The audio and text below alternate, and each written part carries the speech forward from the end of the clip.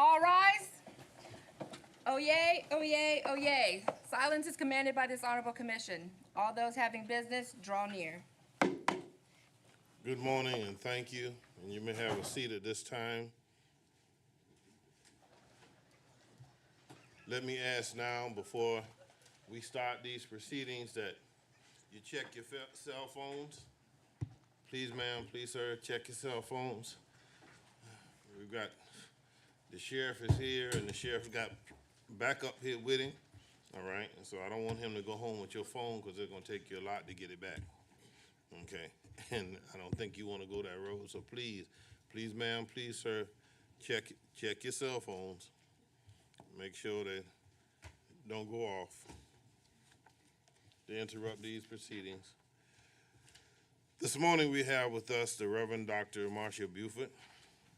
Reverend Buford is the founder and pastor of the House of Favor Full Gospel Ministry, Incorporated, for the past 19 years, and served as a job coach for the Family Restoration Network in their workforce development program from 2010 until 2023, and currently teach the fatherhood program at the Smith Transitional Center in Claxton, Georgia.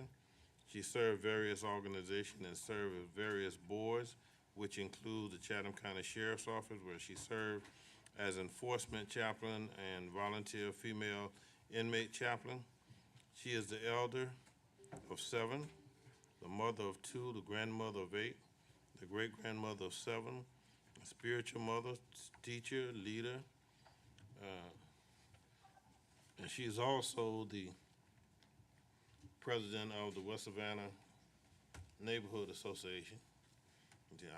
I happen to know those things because she serves with me at both the Interdenominational Ministerial Alliance and the Savannah Alliance of Pastors.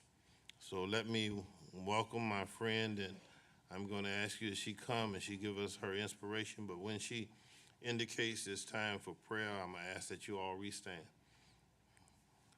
Pastor Buford.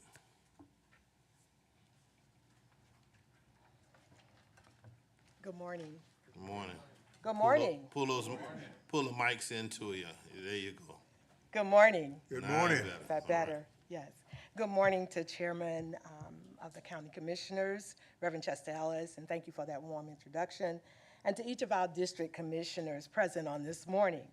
Thank you for all of the untiring work you do to improve our lives in Chatham County. And thank you for this humbling opportunity to bring words of encouragement and the opening prayer on this morning. On Monday, March 20th, we entered the first day of spring for 2023. This marks the end of an old season and the beginning of a new season in all of our lives. So this morning, I want to leave a verse of scripture in your hearing.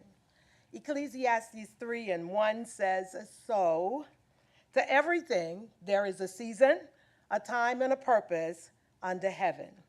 This verse informs us that seasons will come, and without our permission, we will enter them to fulfill a purpose that is greater than us. Today, I want to leave with you 3 key principles of stepping into a new season, which I drew from the life of a disciple named Peter. Number 1, stepping into a new season brings new changes. Change is inevitable, and it's going to happen. We can look outside at the world around us today and notice things are different today than they were 3 years ago. God, who created seasons, knew change would come, and to keep us focused in the change, he gave us words to hold on to, like the words of Deuteronomy 31:6. Tells us to be strong and of a good courage, and do not fear nor be afraid of them. For the Lord your God, he is the one who goes with you. He will not leave you, nor will he forsake you. As things change in this new season, keep the assurance that one person, along with all of his principles and teachings, remain the same.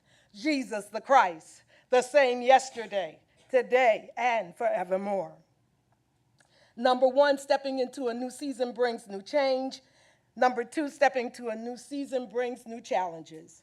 Your faith will be challenged, your feelings will be challenged, and our way of doing things have been challenged and will continue to be challenged as these seasons change.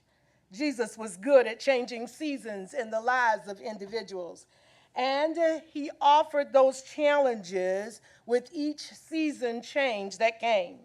Jesus changed the season of Peter and Andrew, and he challenged their vocations and their outcomes. Number three, stepping into a new season births new champions. Stepping into a new season will birth new things, it'll birth new opportunities, but even new relationships. We all want to be champions. Champions of obstacles, champions of adversity, and champions who overcome the very wiles of every enemy. In this new season, I came to encourage you to forget what lies behind and reach forward to what lies ahead. Fight like David when facing your giants, and press like Paul toward the goal that's before you. We do this by keeping our eyes on Jesus, championing the champion who initiates and perfects our faith. So may we pray. Let us all stand. Heavenly Father, this morning we come to say thank you. Thank you for your presence, and thank you for your precious Son, Jesus, and thank you for your Holy Spirit that we sense in this place. Thank you for this new season that we've entered. Thank you for these men and women that you have empowered to make decisions for our lives in the county of Chatham. We pray today that as they conduct the business of the day, that it be done with the wisdom and the guidance of you, Almighty God. Thank you for giving them the wisdom to navigate the challenges they face for change in our government. We bless you on today for the staff that works diligently in a spirit of excellence to accomplish every task before them. So today, Heavenly Father, on the authority of your word, in Matthew 16 and 18, we bind every spirit of distraction, division, delusion, and distress from this commission, and we loose the spirit of peace and purpose over their lives so they walk into every promise that you have ordained for them. Today, God, we pray that you continue to empower them for the work that's before them so that they can lead a more peaceable life. We say bless them on this day to be encouraged as they continue, empowered as they prosper, and influenced to be courageous in every adverse task. And God will be so careful to give you all the praise, all the honor, and all of the glory. In Jesus' name we pray. Amen and amen. Allegiance to the flag of the United States of America and to the republic for which it stands, one nation, under God, indivisible, with liberty and justice for all. Thank you. You may be seated. To Dr. Buford, we just thank you for bringing us those words of encouragement and bringing us those words of prayer today. And we pray much with you and for you, and we thank you for being here with us this day. Roll call. Chester A. Ellis, Chairman. Present. Helen L. Stone, District 1, Vice Chairman. Present. Kenneth A. Adams, District 8, Chairman Pro Tem. Present. Larry Gator Rivers, District 2. Bobby Lockett, District 3. Here. Patrick K. Farrell, District 4. Tanya Milton, District 5. Present. Aaron Whiteley, District 6. Here. Dean Kicklider, District 7. Here. All right, let me ask for a motion to excuse Commissioner Rivers. So moved. Second, Mr. Chairman. Properly motion and second that Commissioner Rivers be excused. Are you ready for the question? Please vote.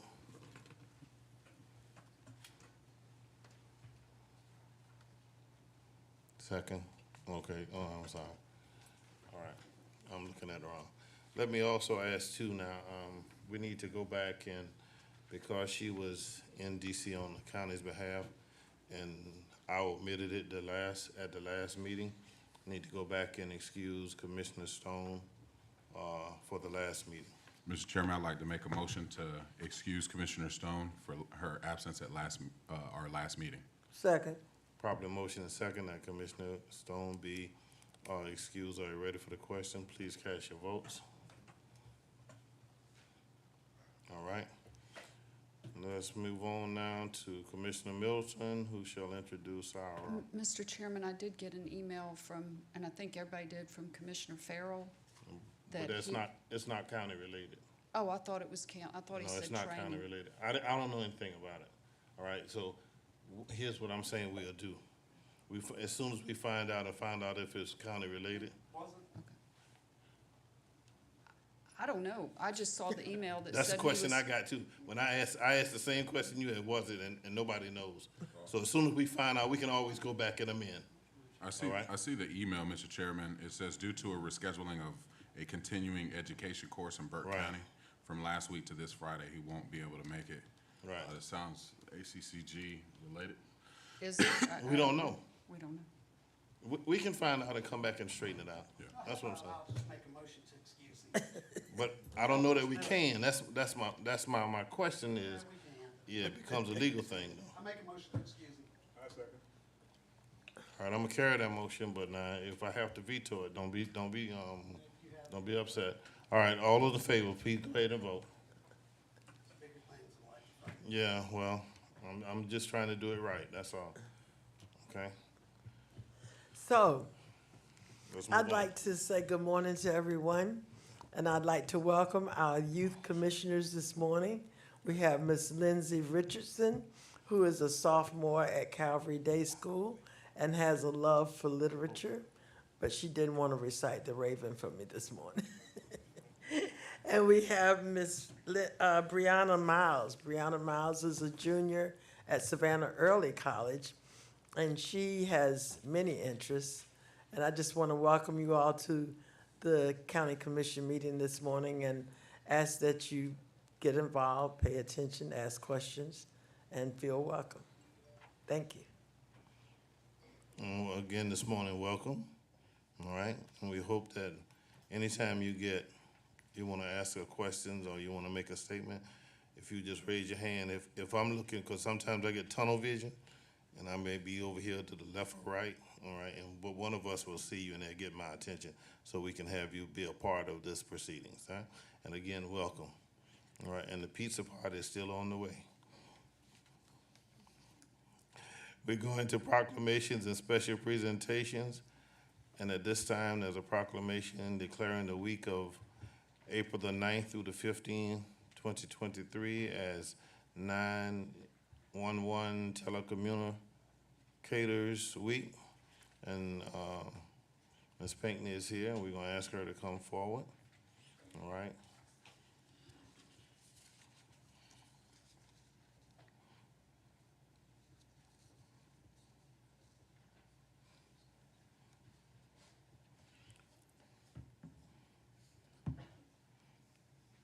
The County of Chatham, Georgia proclamation, whereas it is the conception of Patricia Anderson of the Corporal Core County, California Sheriff Office in 1981 to declare the second full week of April to the men and women who serve as public safety telecommunicators, and whereas in an emergency, most Americans depend on 911, and each day, countless public safety communicators answer desperate calls for help, responding with services that save the lives and property of citizens in needs of assistance. And whereas the safety of our police officers, firefighters, and emergency medical services is dependent upon the quality and accuracy of information obtained from citizens who telephone the 911 Communications Center, and whereas we rely on their knowledge and professionalism as they make critical decisions obtaining information and quickly dispatching needed aid, they serve our citizens daily in countless ways.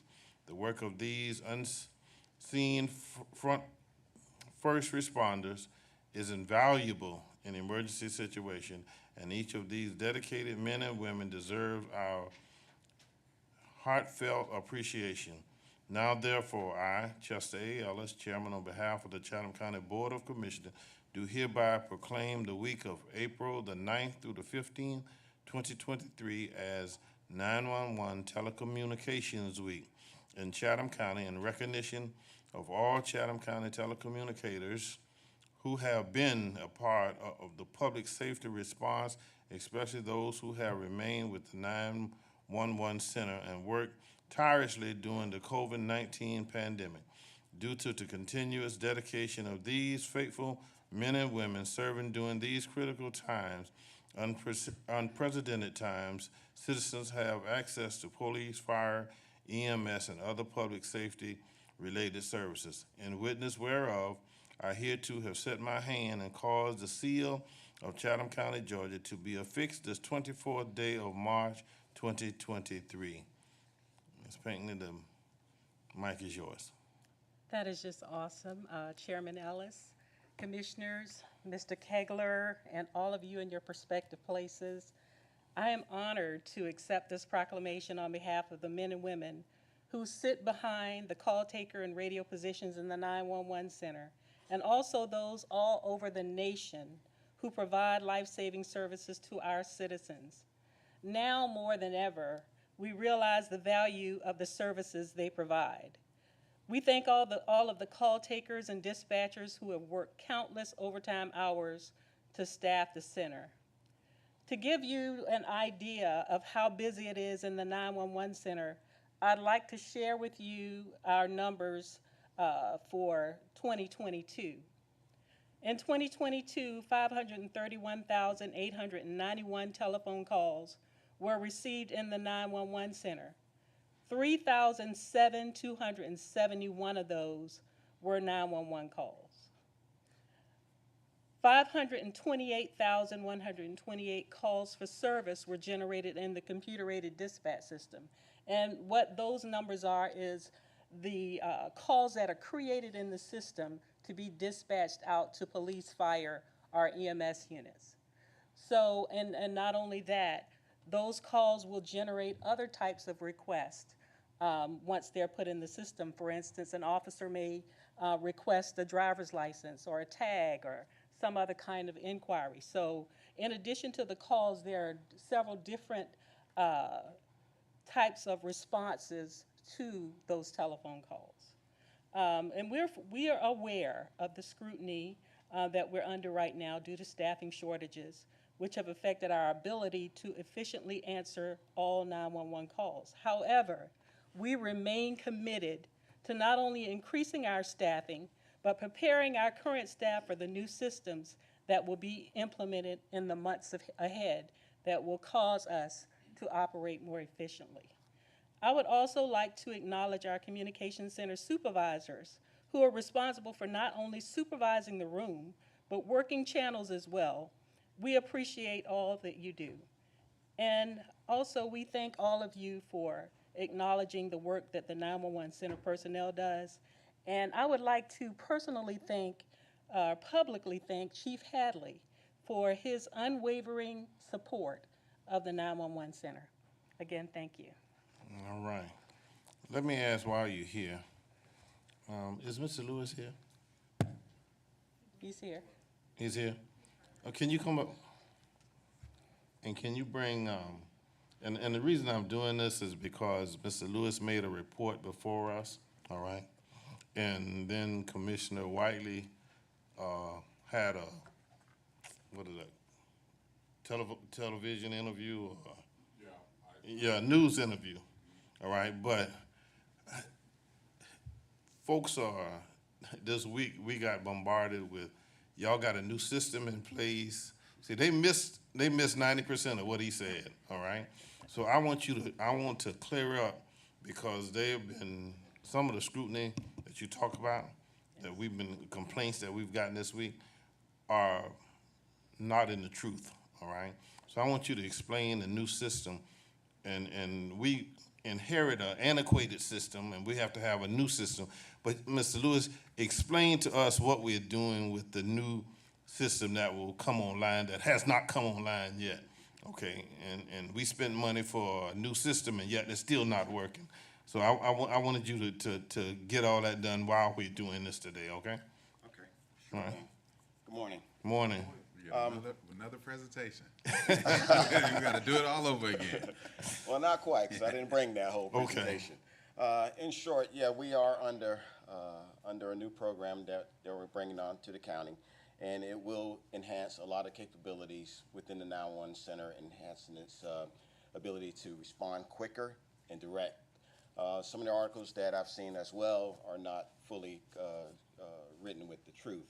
However, this has been a long project and program. We knew that going into this is not going to be an overnight transition. Right. But hopefully within the next 90 days, we will release phase 1, which will put, with the exception of Tybee Island, all the Chatham County public safety communications, public safety service providers, law enforcement, fire, EMS, all on the same system, which saves time. When you're talking about a life-critical system, seconds count. So therefore, we will now remove those stigmas. Hopefully, I presented a couple of weeks ago that there are numbers of increasing proficiencies based on the numbers of, even though the staff, we still have a staffing requirement shortage, but we are increasing efficiency levels within the current staffing environments. So we're very optimistic about what we're doing. We take it very seriously because as I presented to you, if you guys remember, the one important thing I added in that presentation was the number 1.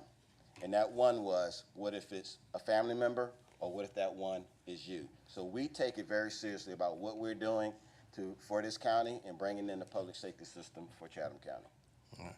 Mr. Manager, anything you want to add right in there? No, I think Mr. Lewis, he summed it up quite well. You know, we are spending an inordinate amount of money to fix. We've got over $3 million invested in this new system. When it comes online, it's going to hopefully give us that efficiencies where you know, we can overcome our staffing issues. So we're optimistic, and I think that we're heading down the right path. It's an antiquated system, as you indicated. It's something that we've been working on for a number of years. We inherited this system after the demerger, and we're just trying to get up to speed. So I think that the public will see a marked difference in our response time when this new system comes online. Okay. Commissioner Stone? Thank you, Mr. Chairman. I really appreciate the dedication of your workers, because I can imagine it's a pretty stressful job. At this point, how many employees are you still short? 23. 20? 23. 23. And we're pulling applications in a live environment. As we get the applications, we have someone that actually pulls them off, schedules the testing requirements, pre-employment testing, interviews. We're doing interviews just about every week. The challenge we face right now is that we're also trying to train and certify for the new system. But we're keeping everything moving forward, although we're short, and although we're, for the first time in the history of the 911 system, we are implementing 2 new products at one time. That's the CAD system and the Emergency Medical Dispatch Suite. So we're throwing a lot at our people right now, but we think the end product will be worth it. The efficiencies will be worth it. Okay, and I agree, because there is nothing more important than our 911 center. So what advice do you have to the citizens of our community when they call in? I mean, I know that in times past, I was told that if someone calls in and they don't pick up right away, they hang up and they call back, and it just makes it worse. So do you have any advice for someone that needs to access 911?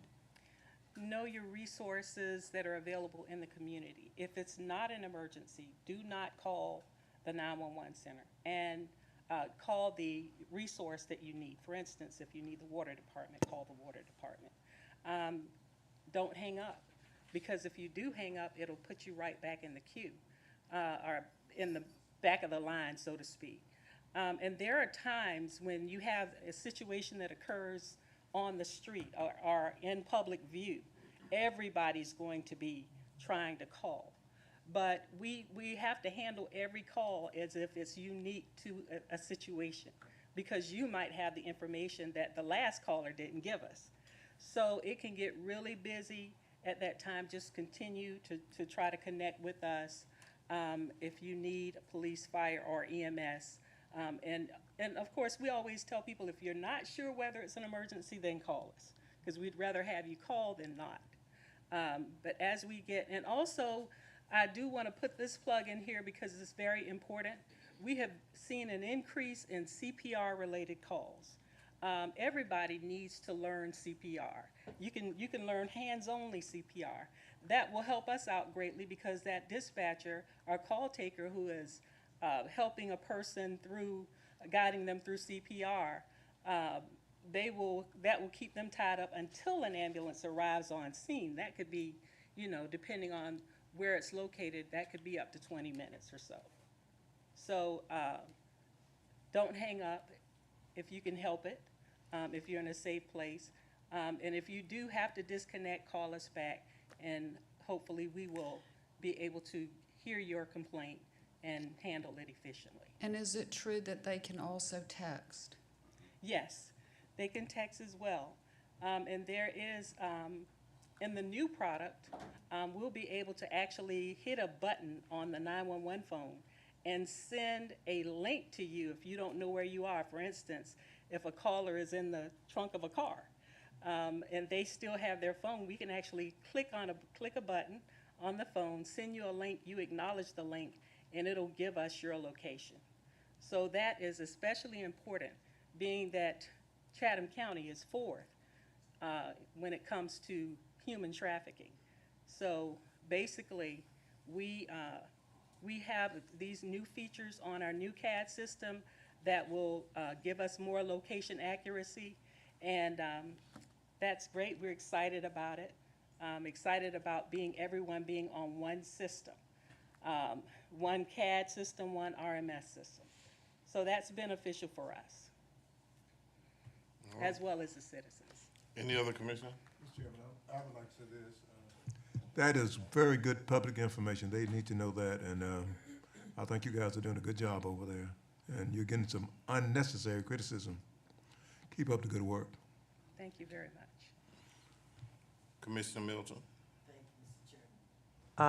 You mentioned we're number 4. Is that in Georgia and the nation? In Georgia. Okay.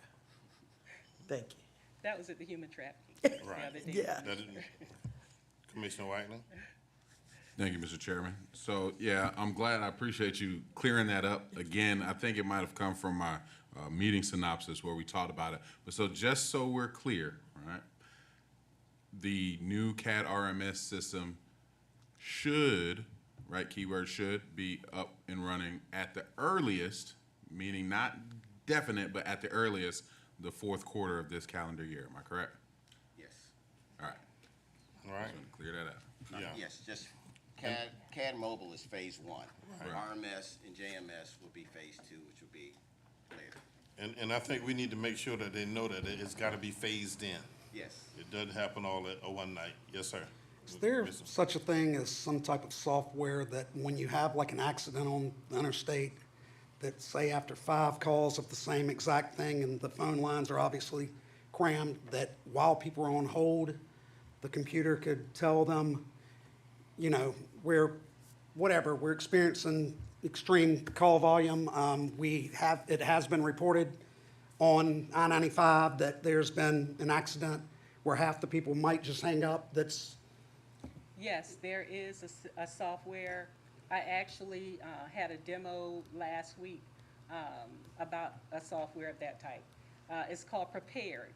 And basically, you can actually enact a text to that caller with whatever kind of canned message you want them to receive. So we're looking at that. I actually looked at the product to see whether or not it was something that we can use. And I've gotten some sample standard operating procedures so that once everybody takes a look at it and it gets approved, we can actually put that on our system and initiate a text instead of actually verbally talking to an individual. That's good, because I would imagine, wouldn't you get hundreds of calls for one accident? And we have accidents every day now, unfortunately. We get several calls pertaining to one incident. Yeah, Yeah. so that could probably free up a lot, so that would be good. Commissioner Kicklacker, one of the things that Ms. Pinckney stated earlier, though, is you have to be careful about doing things of this nature because there's another caller could provide pertinent information that we haven't received from a previous caller.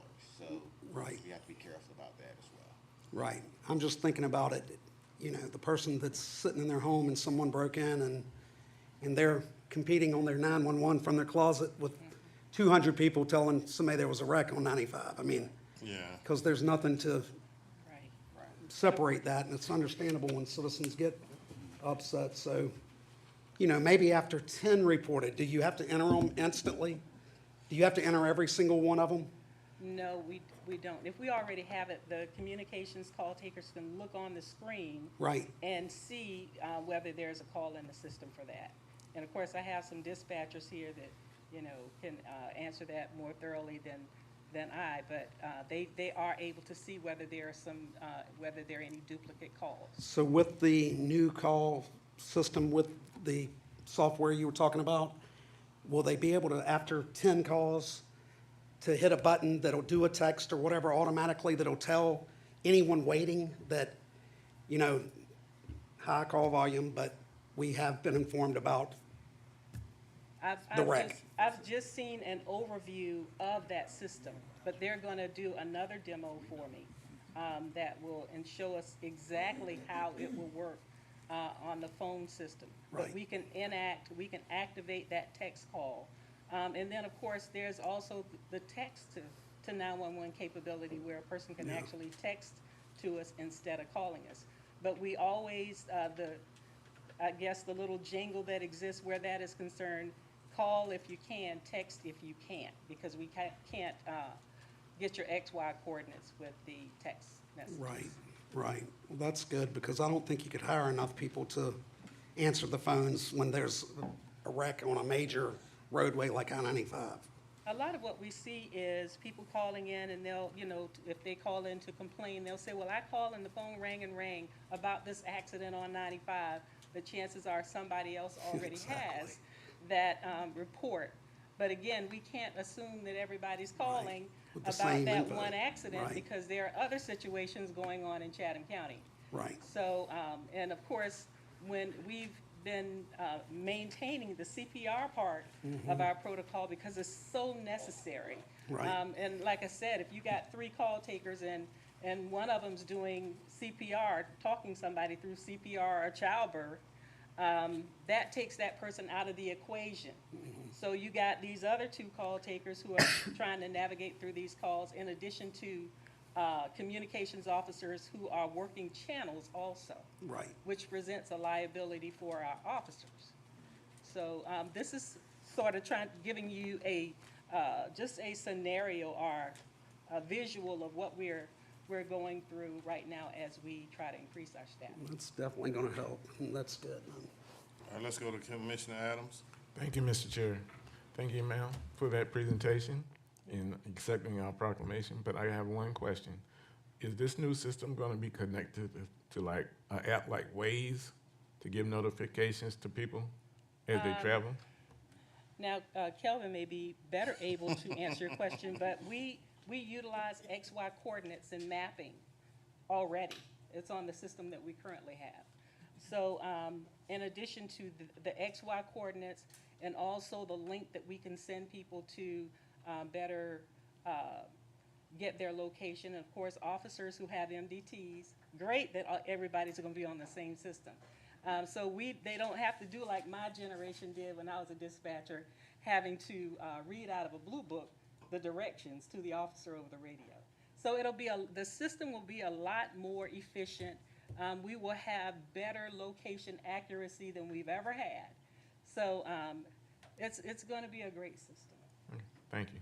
To better answer that, to further answer that question, not to better answer that question. Okay, I can make that one. You're all right, you ain't no trouble. We have a dedicated GIS team working on what we call a public safety layered map that's dedicated and manned by our staff. We can't just rely on the public domain to manage our public safety.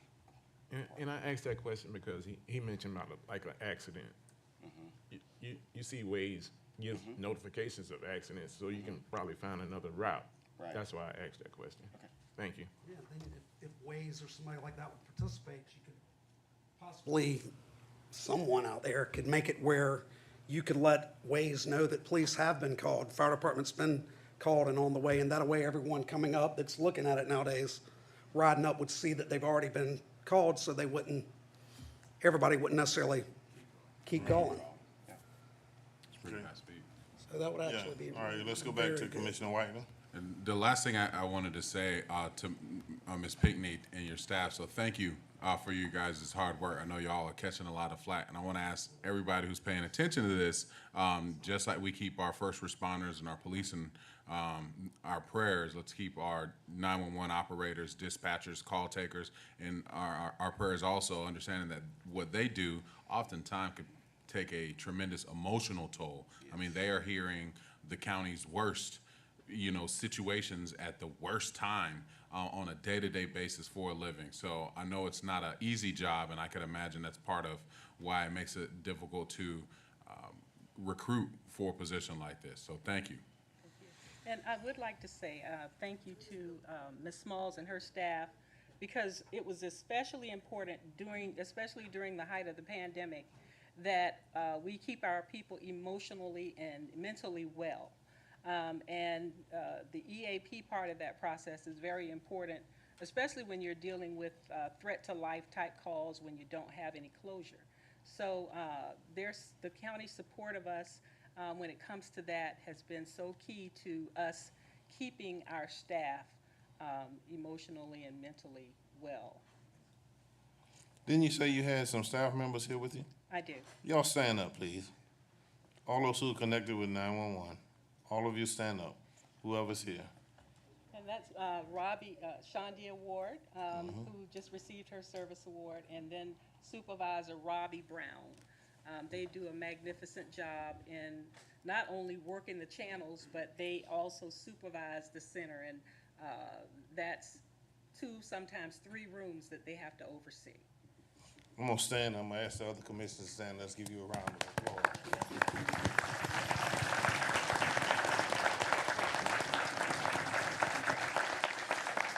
All right, thank you, and I took that time out to do that, because I know this week, especially this week, they've been getting whipped on, knocked down, dragged out, thrown in the mud, and then they threw bricks on top of them, all right? So I just think that we just need to be at the point where we understand and appreciate what's going on, okay? And so we are making strides to improve the system. In fact, hopefully within the next 36 months or so, you got a new home, okay? Because we know that needs to be done too, all right?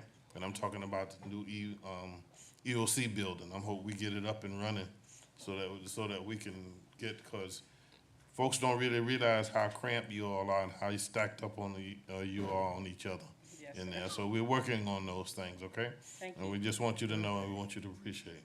Yes, ma'am. Thank you, Mr. Chairman. I just want for the other viewers that might be listening. I mean, I didn't know y'all would work people through childbirth, and Yeah. that was amazing when you said that. I'm like, no Yeah. wonder y'all can't get the other line. Thank you for your service. Thank you. Thank you, ma'am. You think them working people through childbirth, you ought to see those police officers out there who trying to work people through childbirth, all right? Let us move on now. We're going, Mr. Manager, to Employee Service Awards. Yes, sir, Mr. Chairman. One of the things that I enjoy really about this job is to being able to recognize employees who have given service to the citizens of Chatham County. So I'm going to ask Ms. Smalls to come to the microphone, and she's going to introduce the employees that we're recognizing for their service to Chatham County today. Ms. Smalls. Thank you, Mr. Manager. Good morning, Chairman Ellis. Good morning, Commissioners. It's always a pleasure, the highlight of the month for me, to recognize our team members who are celebrating a milestone in their service in Chatham County. And I'm pleased that this morning we have 12 team members with us who are here to be recognized and receive their service award. You're also supported by your managers and your department heads, so I ask also that as you come forward, that your department manager will come forward as well. I'm going to invite Mr. Kaler to please come forward, and he will present your award to you this morning. And so as I call each of your names, if you would come forward and greet Mr. Kegler, and as well as your department manager who's here for a photo op and receive your service award. So this morning, and I would tell you I'm a little blown away because this happens rarely, that we have a 40-year award recipient. Wow. Yes. Miss Janie Brooks of the Finance Department is celebrating 40 years of service with Chatham County.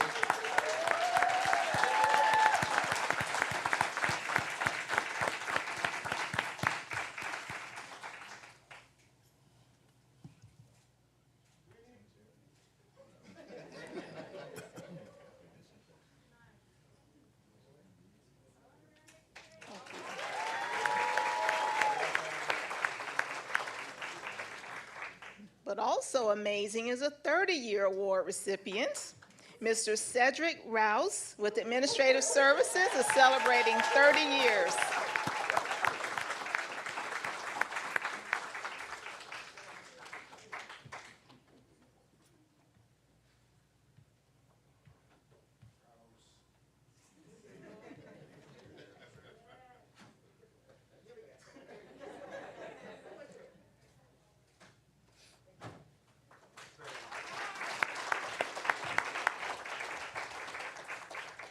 But not far behind him is Ms. Shonda Ward with Chatham 911 Communication Services with 25 years of service with Chatham County.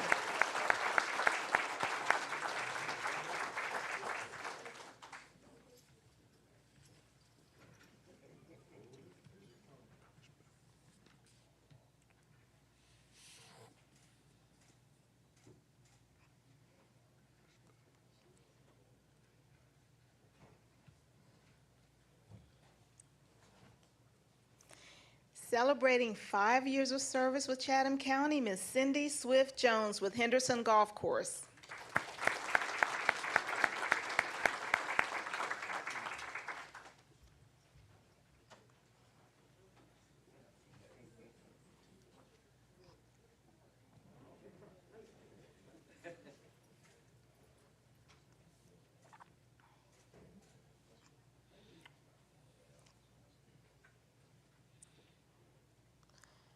Celebrating 5 years of service, Corporal Mitchell Minnick with the Detention Center.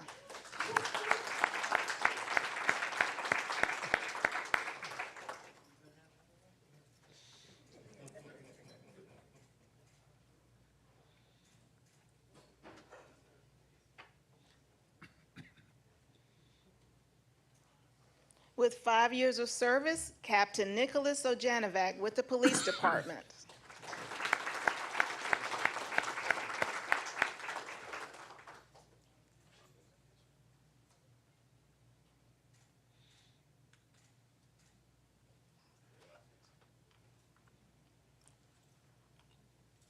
And also celebrating 5 years, Sergeant Jermaine Anderson with the Sheriff's Office.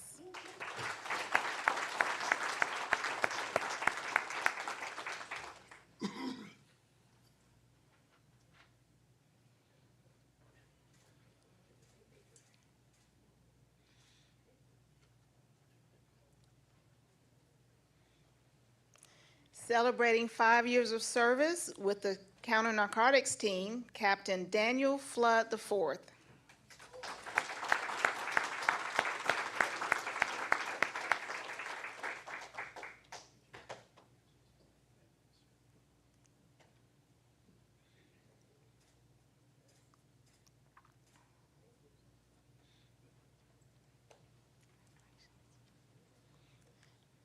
Celebrating 5 years of service, Mr. Jorshino King with Mosquito Control.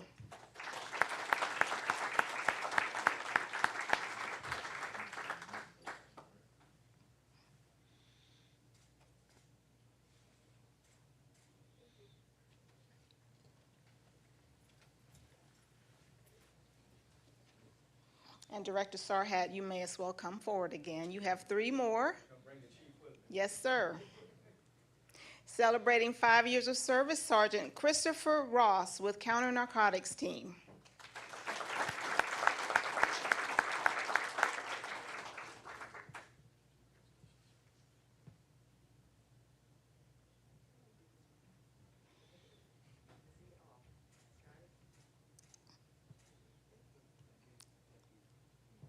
And with 5 years of service, Corporal Javante Spivey with the Counter Narcotics Team.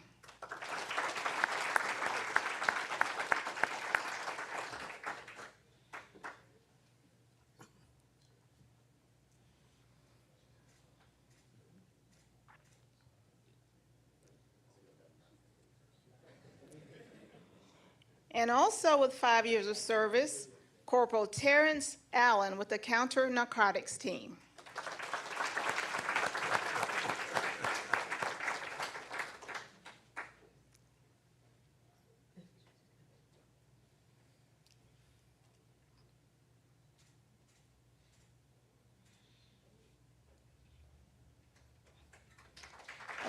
Congratulations on your service. Let's all give them a thanks for their service to Chatham County. Thank you all.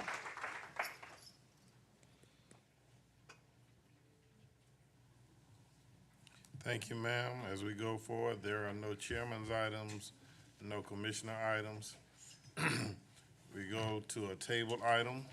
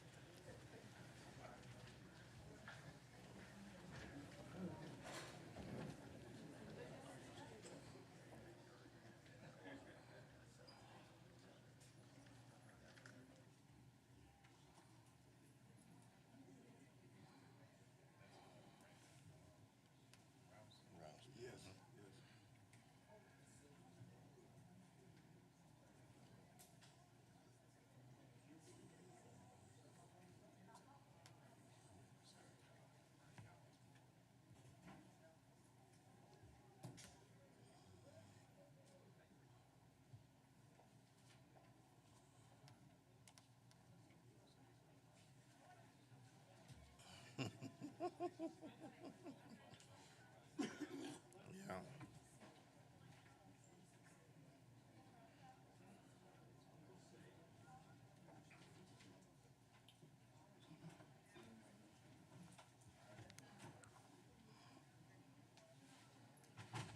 All right, let us go on now. A table item. Board consider a request by an applicant, Robert Jonas, for a variance from section 24-122 and 7 of the flood damage prevention ordinance for construction of his residence at 135 Runner Road, pin number 10025E01010. District 4, this item was tabled at the March 10th, 2023 meeting. May I have a motion to move it off the table? Second. Yeah. Can I get a second? I seconded it. Okay. A motion and second that we remove the item off the table. Please vote.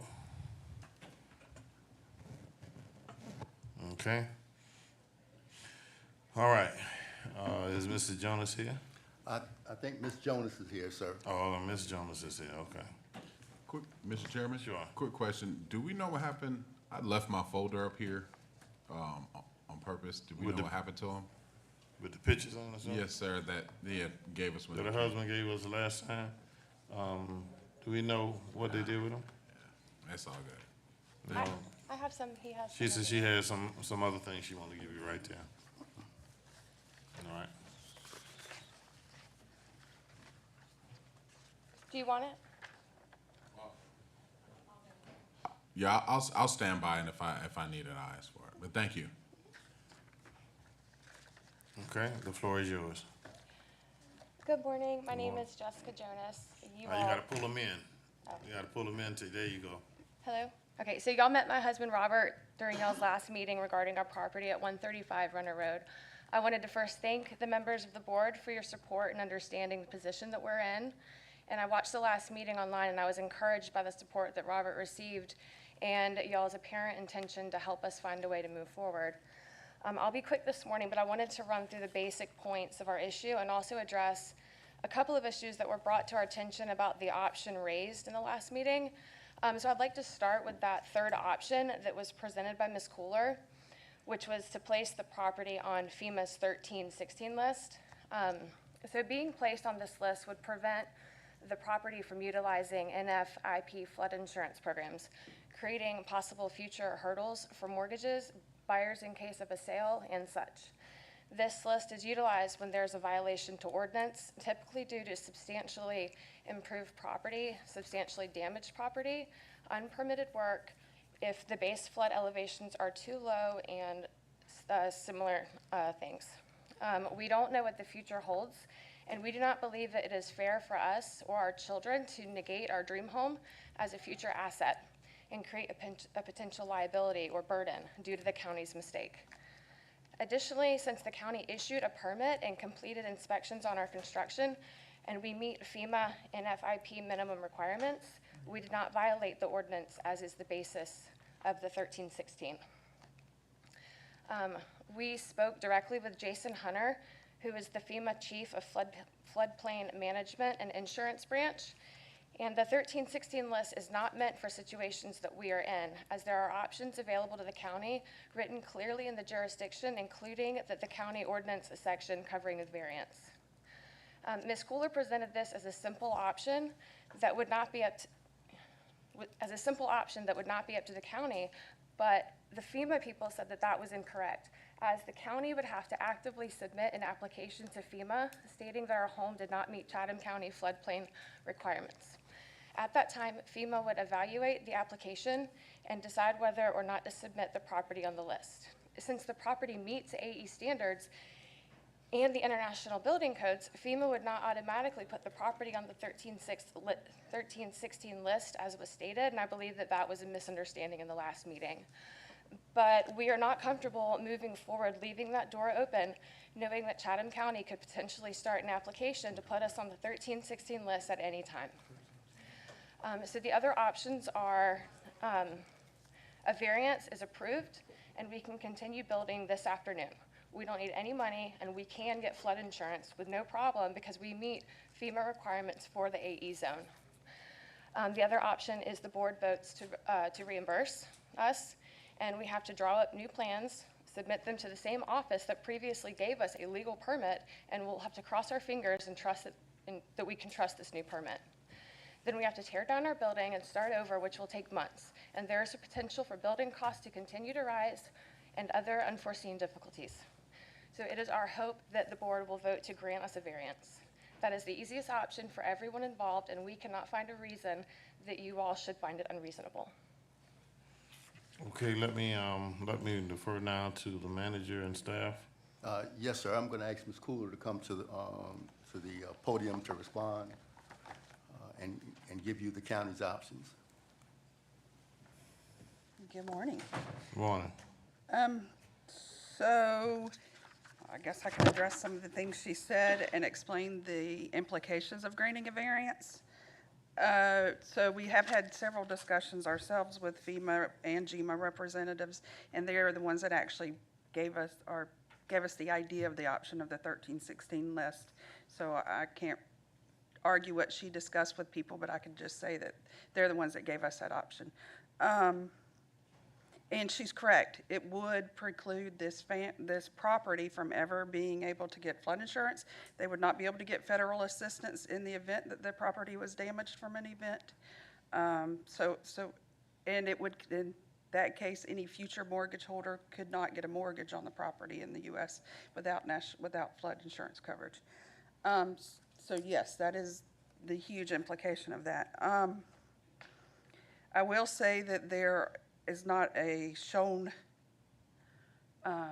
reason for granting a variance, in that the ordinance does say that any mistakes or negligence is not a condition for granting a variance. Of course, the board can decide to do that. We have been also notified by GMA and FEMA that if the county does vary its ordinance, that it could jeopardize our entire program. Now, that is them stating that. That's not a quantified amount, so they don't say you're allowed so many variances before we do that. They just say you're showing that you're not enforcing your ordinance, and therefore you could jeopardize your program. So I can't really quantify that. I can just say that that's what they have told us. Again, we do, and I do understand that a building permit was issued and that they claimed that they had no knowledge. The architect did have knowledge, because we have here the plans that were stamped by Mr. Blakely that say, although you meet the site requirements for the flood damage prevention ordinance, it clearly does, and these are on the plans that they returned to their builder, that points out that they had to have these requirements. It does, they're clearly written on here, what was missing and what was wrong, and so it was pointed out to them before they ever started construction why this didn't meet the ordinance requirements. And to claim that there was no knowledge of that is not correct, because it's on the plans that were picked up from our office. So again, that's the board's decision. The best option is that the property be brought into compliance. In that case, everybody would qualify for flood insurance.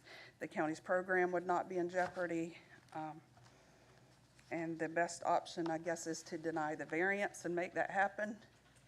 I do understand that that is a cost that has to be incurred, but the bigger damage could be to the county's program, which currently saves taxpayers millions of dollars a year. So that's about all. I take questions, but. All right, let me get Commissioner Whiteley's first. Thank you, Mr. Chairman. Ms. Cooler, can you go back to the part, you just said the plans that they had showed that there were some corrections that needed to be made? Yeah.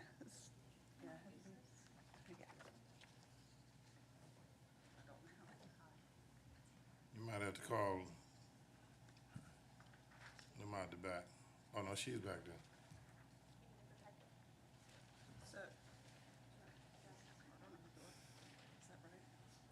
Ms. Cooler is proficient on the overhead projector. There we go. So,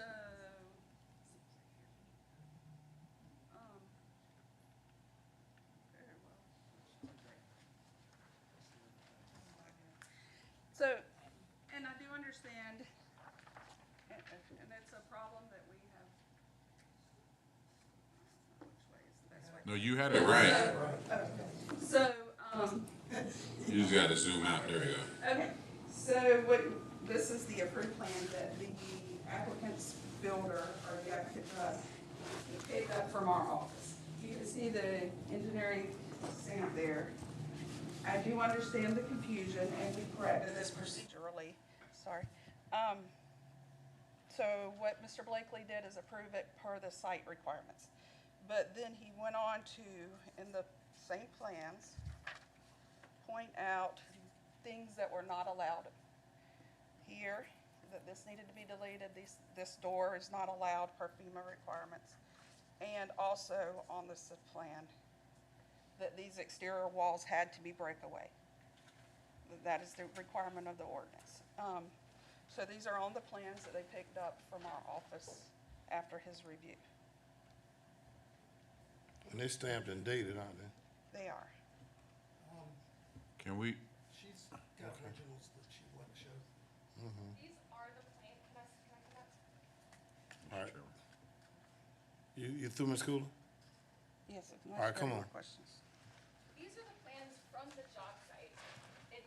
These are the ones that are stamped, and you can come and look at them. They're stamped. It says keep these on the job site. These are the ones that they picked up. The stamps, that page that you just showed, it does not say anything about breakaway walls. It says hydrostatic vents are required to relieve pressure, and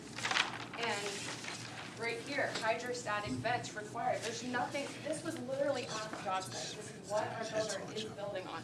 Y'all's stamps are all over it. And also, with respect, the date on all of that was August 22nd, 2022. Our permit was approved in September, just a couple of weeks later, with no, you know what I'm saying? So like, again, these are the plans that stay on the job site that he picked up, and it says hydrostatic vents. There's nothing on here that says breakaway walls. Can you turn it to the very page that had it penciled in that said breakaway wall, had it with red ink, and you turn yours to that same page? Can you show me the page? I'm talking about the plans that were picked up after our review, not these for building safety. These are the ones that are on the job site. We took them out of the box. Once they submit to us for review.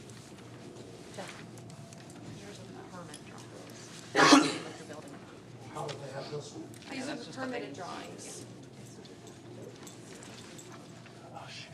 Well, if you keep on flipping the page.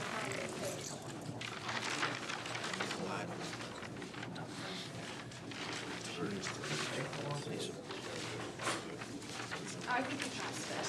All right. But again, Mr. Chairman, do we need to see all this? I mean, should we see all this? What they're trying to do is they're trying to get the figures exact. What was on the site and what was picked up, that's what they're doing.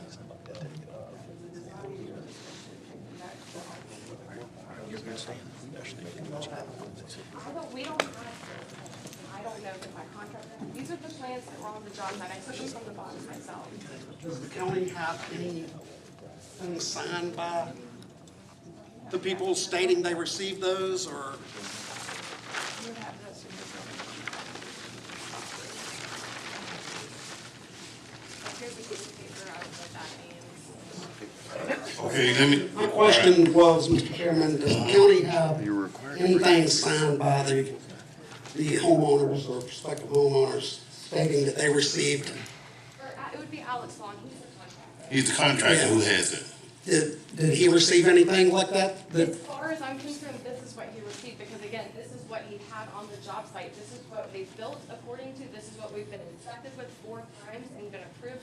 So as far as I know, these are the permitted plans that I myself took off the job site that have read from the county, and it says nothing about breakaway walls, it says hydrostatic vents. We added the vents. So again, it's just a big misunderstanding, and it's. Yeah, to my fellow commissioners, I want you to know what we did see was clearly some stamped items talking about the vents on her originals to place the vents in, and on the copy here, we have that totally not on there, but then someone pinned in, and they dated a day later on another, on the original page, first page, I guess you'd say.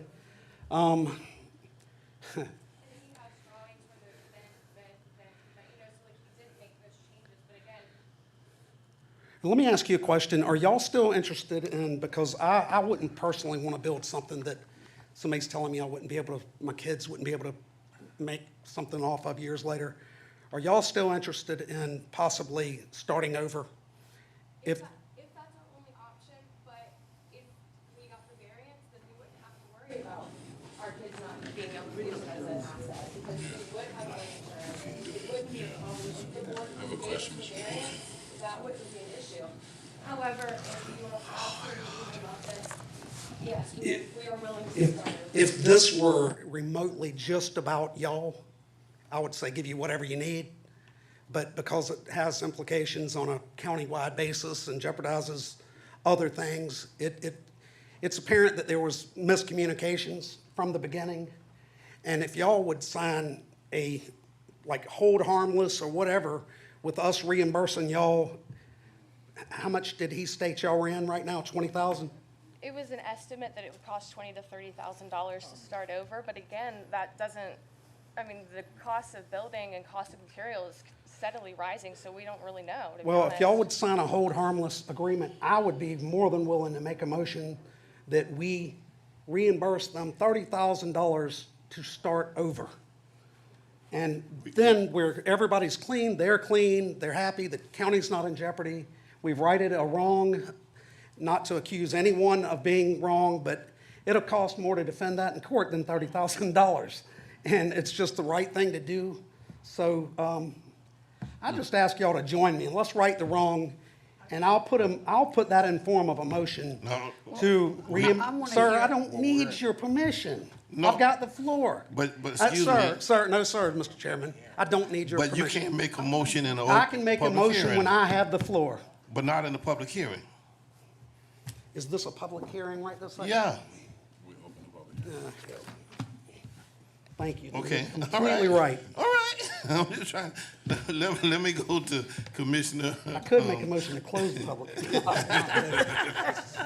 Oh, it's Let me Friday, y'all. It's Friday. Let's make it serious.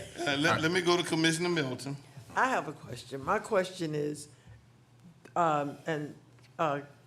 Ms. Engineer Susan Cooler, there was an email that was sent, and that email was sent to you all, or was it sent to your contractor? It was sent to the contractor. So did you ever receive, have you gone back to see about that email now? We've looked at it, and again, it was dated in August, and again, the permit was issued a couple of weeks later with no other communication or no other, he didn't submit anything with breakaway walls, yet we still, several weeks later, after that email was sent, received, hey, he got a phone call, hey, come pick up these plans, you've got a permit.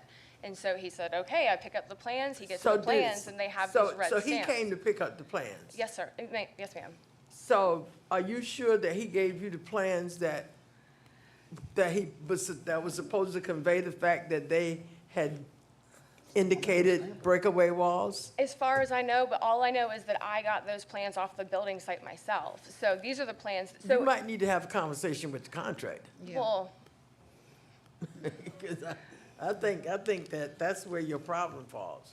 And for us to take responsibility for y'all not communicating is not. well, I mean, we have been, he says that these are the plans that he picked up. I mean, I don't have a reason to not, we haven't paid him a dime. All of this is on his dime so far. He wants this to be made right as well, but I don't have any reason to not trust him as far as these have county stamps on them. It has signatures on them. There's red stamps saying you need these hydrostatic vents. What did the email say?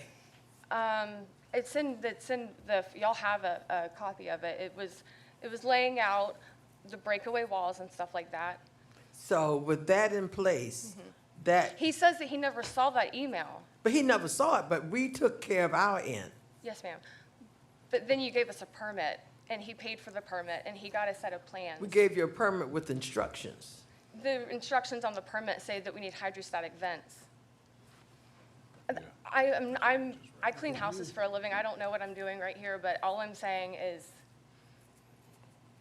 it said hydrostatic vents on the plan that he picked up, and those were the instructions. And Please. Okay, thank you. Finished? Did you get yours in? I had a question, Mr. Chairman. Okay, go ahead. All right, so what it seems like is we have a process issue.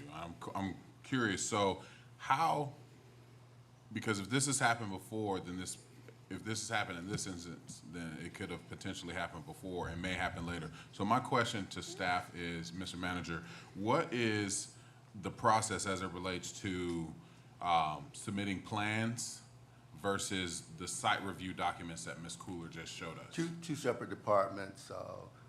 Mr. Blakely does the site and the flood ordinance part of it, and then Mr. Anderson, they do the building code. Now, she is correct.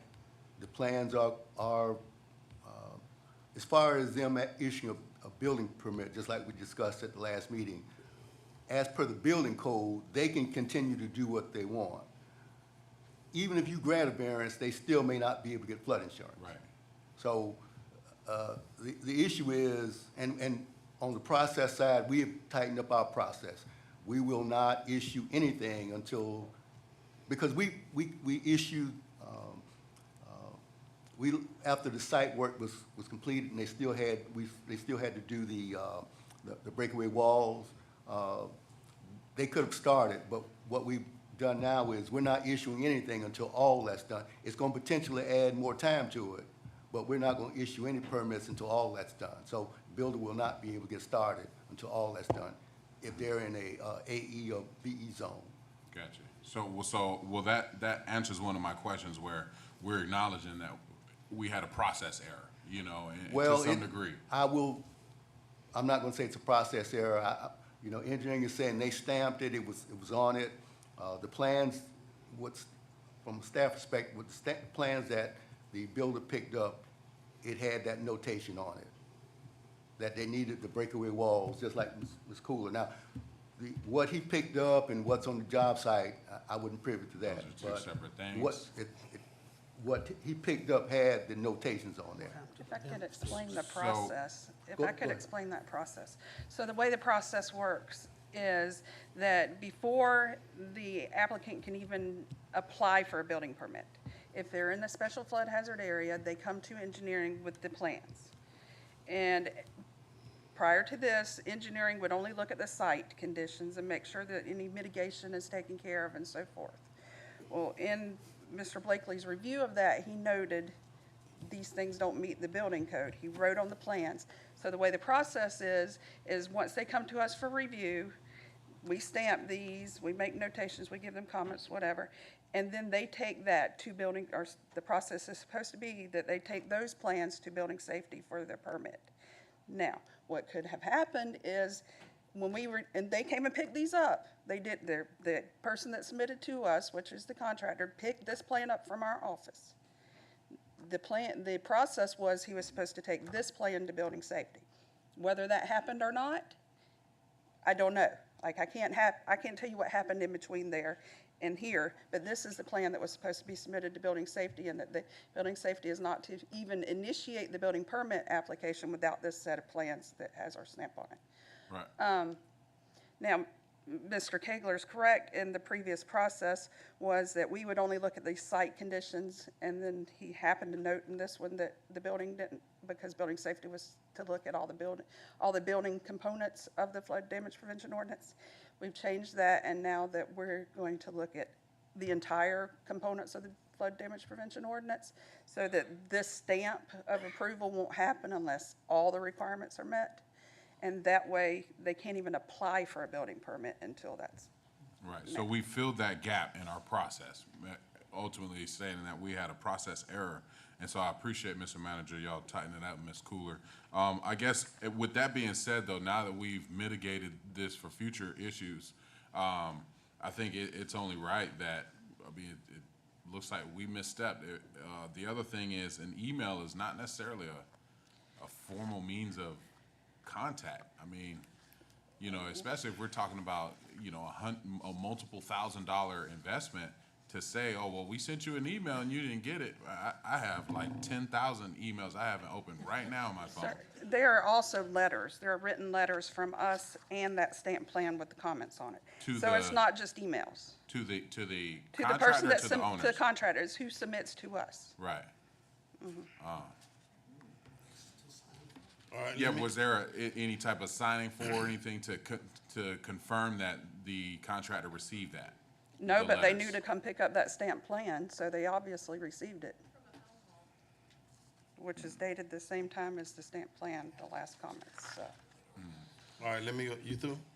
All right, let me go to Ms. Stone, Commissioner Stone. Thank you, Mr. Chairman. Is the contractor present?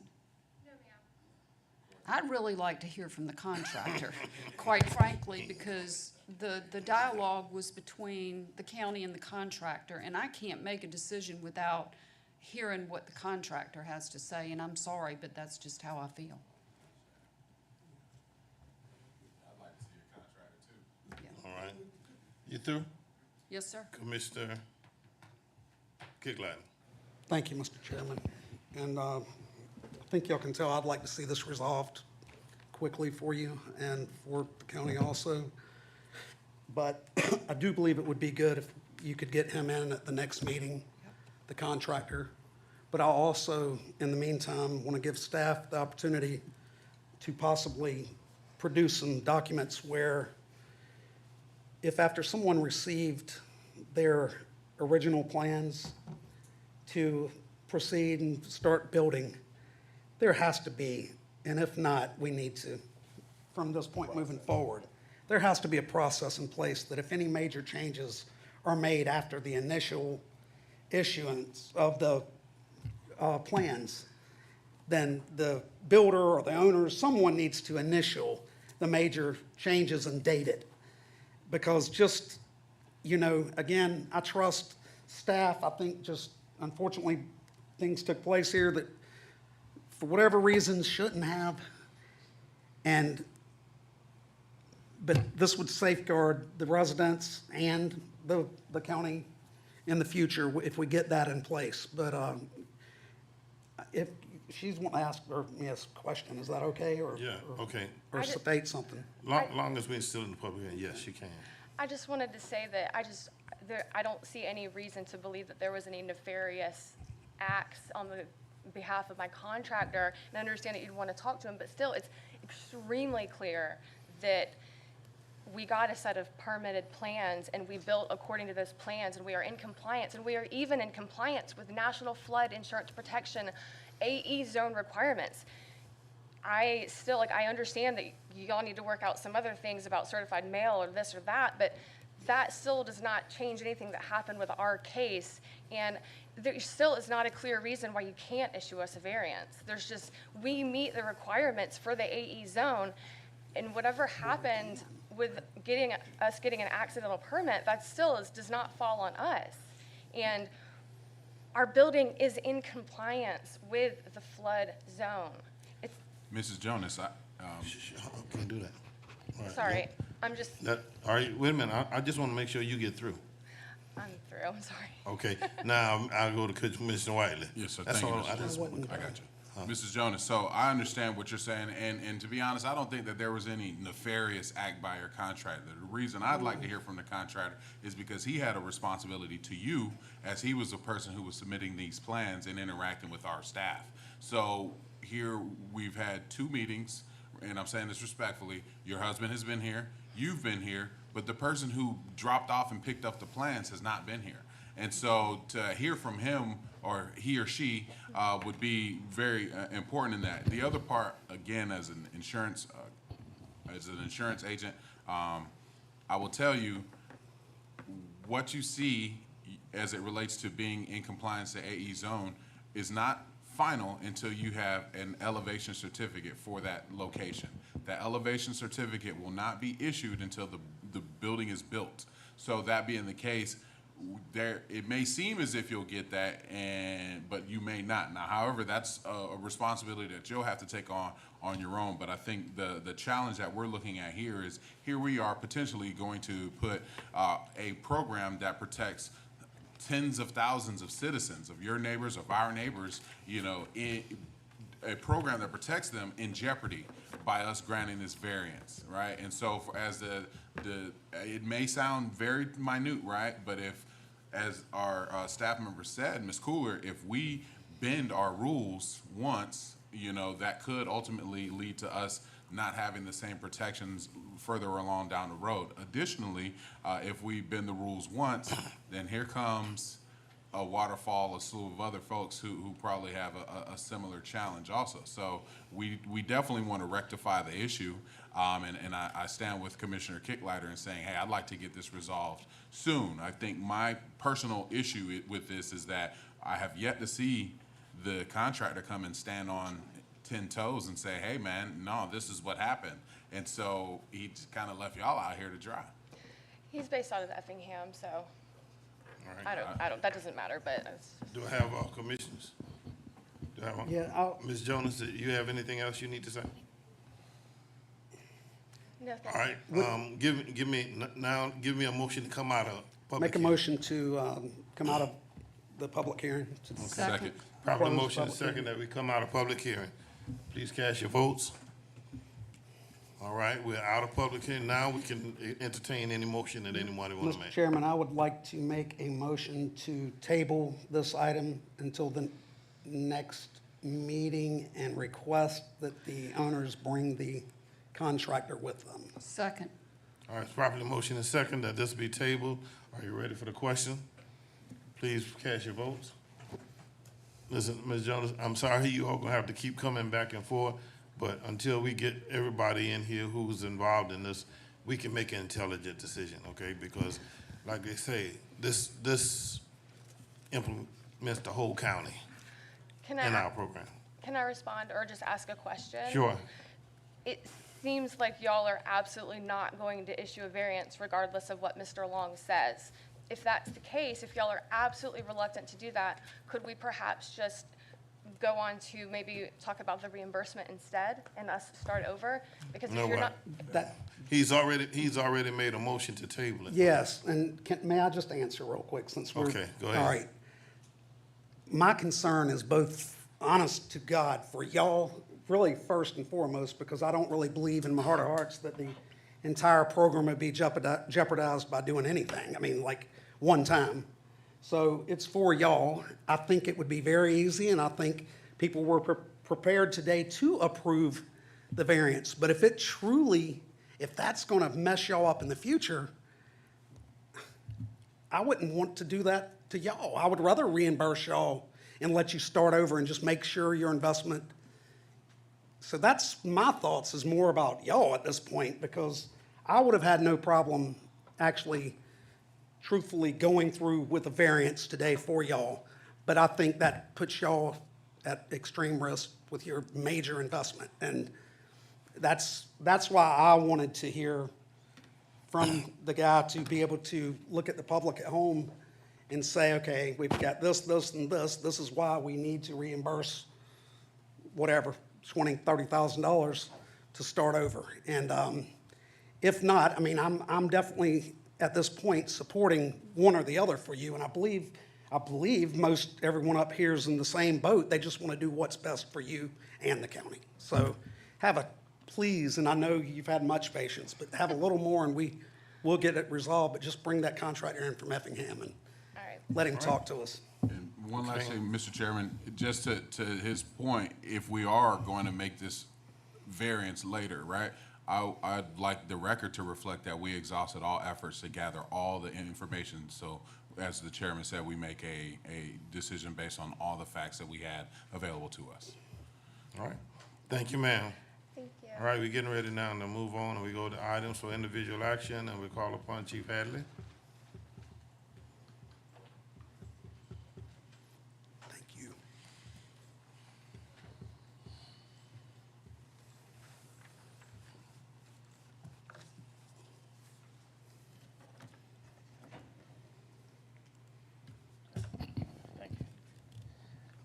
I'm going to actually go to the end of my presentation first and foremost, because what I'd like to do is we're doing Employee Service Awards, and I want to recognize one of my lieutenants who is getting ready to walk out the door on me. Hold on, let me get here.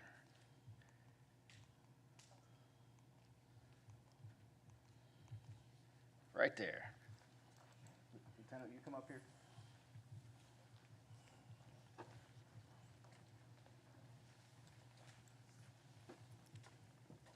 So I wanted to recognize Lieutenant Racine Cheney. Lieutenant Cheney is born and raised Savannah, just a gem of a person.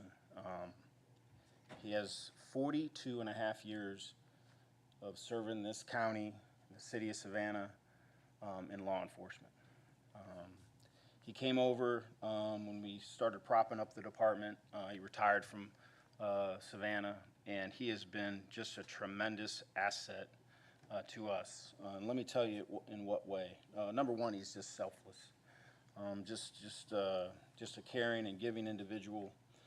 And one of the byproducts of building a department from scratch, you know, you're going to identify weaknesses as you go on, and one of them was our criminal investigations division. We had very young officers who were put in investigative positions very early in their career, probably much sooner than they would have in a typical environment. But we weren't in a typical environment, as y'all know.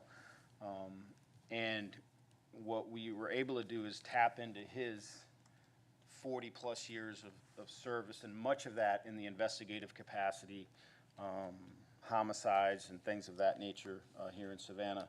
And he really dove into the division to become a mentor, to really help guide and direct these young men and women in a manner that gets them to a skill level that provides excellent service to this community. And I believe he's done that with honor and just a tremendous effort on his part. One thing about Lieutenant Cheney that has stuck out to me is he's so victim-centered. When we talk about cases, we talk about how we're going to go about investigating them.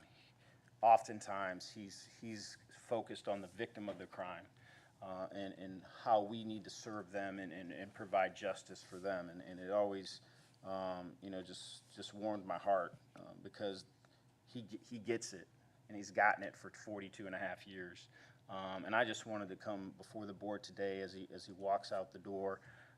Next week, we actually have a retirement celebration for him today at 1 o'clock at the sheriff's office. The sheriff has been gracious enough to provide his facility, and we're going to have people from the city of Savannah and all over that come and recognize Lieutenant Cheney. So without any further ado, congratulations, Lieutenant Cheney, on a fantastic.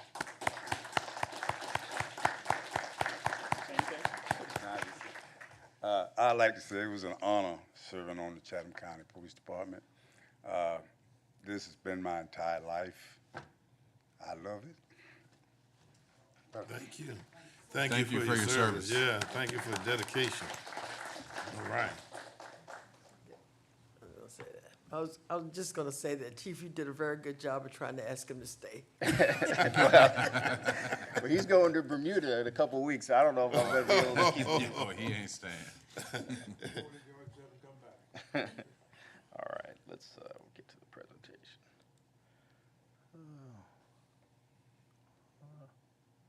Sorry about that. That's all right, I get it.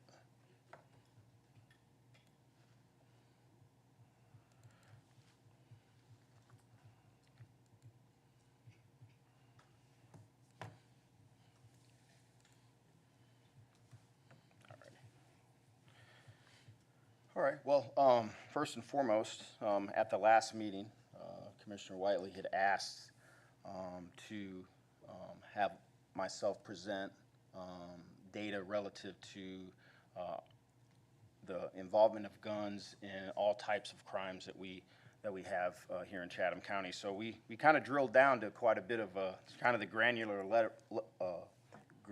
level. So if you'll humor me, so we have our Part 1 violent crimes with firearms in 2022. If you look at 42.2% of Part 1 violent crimes involve firearms. Homicide, 4 of those involved a firearm, none in the rape category. 21 robbery incidents involved a firearm, 9 aggravated assault domestic, and 65 aggravated assault non-domestic. This is it's a little busy, bit of a busy slide, but let me try to interpret it to the extent that I can. We had aggravated assaults, 74, homicides, 4, robberies, 21, and rapes, 1 with a firearm, a total of 100. Firearms discharged at people, 26. Of those 26 discharges, we had 12 individuals that were hit, and again, equaling to 4 homicides. 5 were pistol whipped, shot at an occupied residence were 12, pointed or used in a threatening manner, ag assault, rape, or robbery was 57. Firearm threatened during a disagreement or an aggravated assault was 35, and again, down in the robbery section, 21.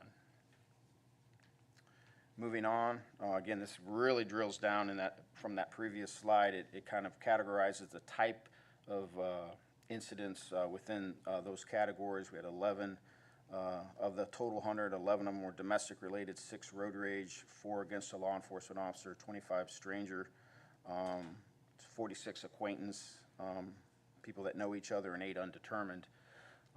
Firearms discharged at person, 2 domestic, 2 road rage, 2 stranger, 4 acquaintance, and 6 undetermined. Victims hit, there were 12, 1 domestic, 1 stranger, 8 acquaintance, 2 undetermined. On homicide, 1 domestic, 1 stranger, and 2 acquaintances. Pointed or used in threatening manner, ag assault and robbery, 7 domestic, 4 road rage, 4 against a law enforcement officer, 21 stranger, and 21 acquaintance. Violence threatened during a disagreement, 6 domestic, 4 road rage, 4 against an LEO, 6 stranger, 15 acquaintance. And in the robbery category, 1 domestic, 14 stranger, and 6 acquaintance related. Again, that's a pretty busy slide, so so my apologies. But Wow. Yeah, I'm sorry? some great data. And that was some good data. Yeah, Yes, yeah, sir. and that all goes to Brian Renner, our crime analyst. He is just an amazing individual, so all the credit goes to him. And here's some pie charts, kind of in summation of the previous slide. Ag assaults with firearms, stranger 11, 9 domestic, 8 undetermined, 4 on a law enforcement officer, so forth and so on. Reports of gunfire in 2022, shots fired at persons, 26, shots fired at occupied buildings, 12, shots fired at unoccupied buildings, 7, calls to 911 about hearing gunfire, 322, suicides by gunshot wounds, 9, injuries due to accidental gun discharge, 2, dogs shot by gunfire, 4. Thefts of firearms, our favorite category, thefts from unlocked vehicles, 70 in 2022. Thefts from vehicles with forced entries, 11. Stolen during burglaries, 12 firearms were stolen during burglaries, and 13 were stolen from buildings by persons who were invited or allowed legal entry. So say you had a house party, someone ended up taking a gun from the house, something of that nature. And here's the multi-year trend, guns stolen from vehicles, 53 in 2018, 84 in 19, 43 in 20, 73 in 2021, 96 in 2022, and 20 in 2023 so far. So those are all, you add all them up.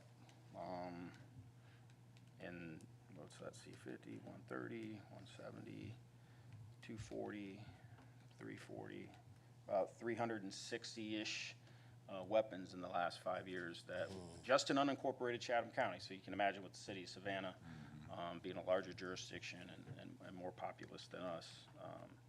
So I would venture to say probably around 1,000 guns in the last 5 years that are out in the streets, somewhere, somehow. So let me back up. So that's the gun data that we were able to query from our CAD system and our records management system. So, so that data, I'd be happy to answer those questions before we move on.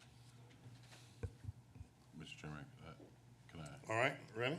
Go ahead. Well, so with that, I appreciate you putting this into perspective, Chief, and the reason why I asked for the data is as we talked about how now we have what's called constitutional carry, where pretty much anybody who hasn't been barred from getting a license before can carry a weapon without actually going and getting a concealed carry permit. And so what I wanted to do is be able to have a basis of what type of violent crime and just crimes we've been experiencing as it relates to guns prior to the passage of that law, so we can keep track of if there are negative effects of it or if it's positive. You know, I've heard different types of different ends of the argument. I'm a gun carrier myself, a multiple guns owner, and practice responsible gun ownership. But one of the things I was concerned about, that I am concerned about and will continue to be, is that you know, the more people who are carrying guns, the more opportunities for bad decisions to be made, you know. But I also understand and kind of appreciate the other side of the argument that says one of the things that'll stop a bad guy with a gun is a good guy with a gun. And so, you know, I urge everybody to stay strapped with rubbers, guns, and seatbelts. But nonetheless, I appreciate this information. Yes, sir. Who's that? Brianna? Okay, come on, Brianna. You got your mic on? Make sure you got a green light. Okay. When talking about guns and protecting our citizens and children, what can we do other than, showing identification or what Mr. Whiteley said? I'm sorry, I didn't hear. Let me get closer to you. Sorry. Pull a mic forward. Okay. When talking about guns and protecting our citizens and children, what can we do other than showing identification or what Mr. Whiteley had explained? So if I understand your question, what more can we do other than if we have the right to carry to protect our children and others? Right. Well, I think that, as far as someone's individual responsibility, I'm just going to speak as a parent. Who you hang out with is has a lot of bearing on the type of trouble you may get in or the danger you put yourself in or the situations that you put yourself in. Eagles fly with eagles. And, if you're hanging around a good group of young men and women that make good decisions and are in healthy activities, I think you're going to be okay. And you have the courage to remove yourself from those situations that you may not feel all too comfortable with. Peer pressure is hard. It's very hard. Certainly at a young age, and having the wherewithal, the self-awareness, and the courage to put yourself in positive situations and remove yourself from negative situations, I think goes a very long way in keeping yourself safe and keeping you on track to be successful and productive as you go forward. Commissioner Stone? Thank you, Mr. Chairman. I think I know the answer to this question, but are there any rules about discharging of firearms in the unincorporated area? Because from time to time, I will have a rabid raccoon on my property, and I have shot them with a gun. Hold on, do I need to read you Miranda, Commissioner Stone? There's nothing worse than seeing a suffering animal, and when you can clearly tell when one is rabid. So I have shot them and will continue to shoot them, but I just didn't know if, and my neighbors have asked the same question, are there any rules about discharging of firearms on your property in the unincorporated area? There are some ordinances that, in regards to discharging of firearms, I think there is some caveats to that. Obviously, if you're on your own property, you got a rabid animal that you are fearful of. I mean, there's discretion that officers are going to utilize if they were even to get called to a residence relative to that. If someone's acting reckless, puts someone else in danger, it goes into the neighbor's house or barn because the trajectory of the weapon. But to your specific incident, if you're eliminating a rabid raccoon or something like that, I'm not sure. And y'all don't want it, I mean, like after it's shot, to say this was a dangerous animal. I mean, I don't have to save the animal, do I? No, ma'am. Okay. No, ma'am. Because I don't want to. Anybody else? Commissioner Adams? Thank you, Mr. Chair. Chief, on these guns that are reported, what is the percentage that is not reported, you think?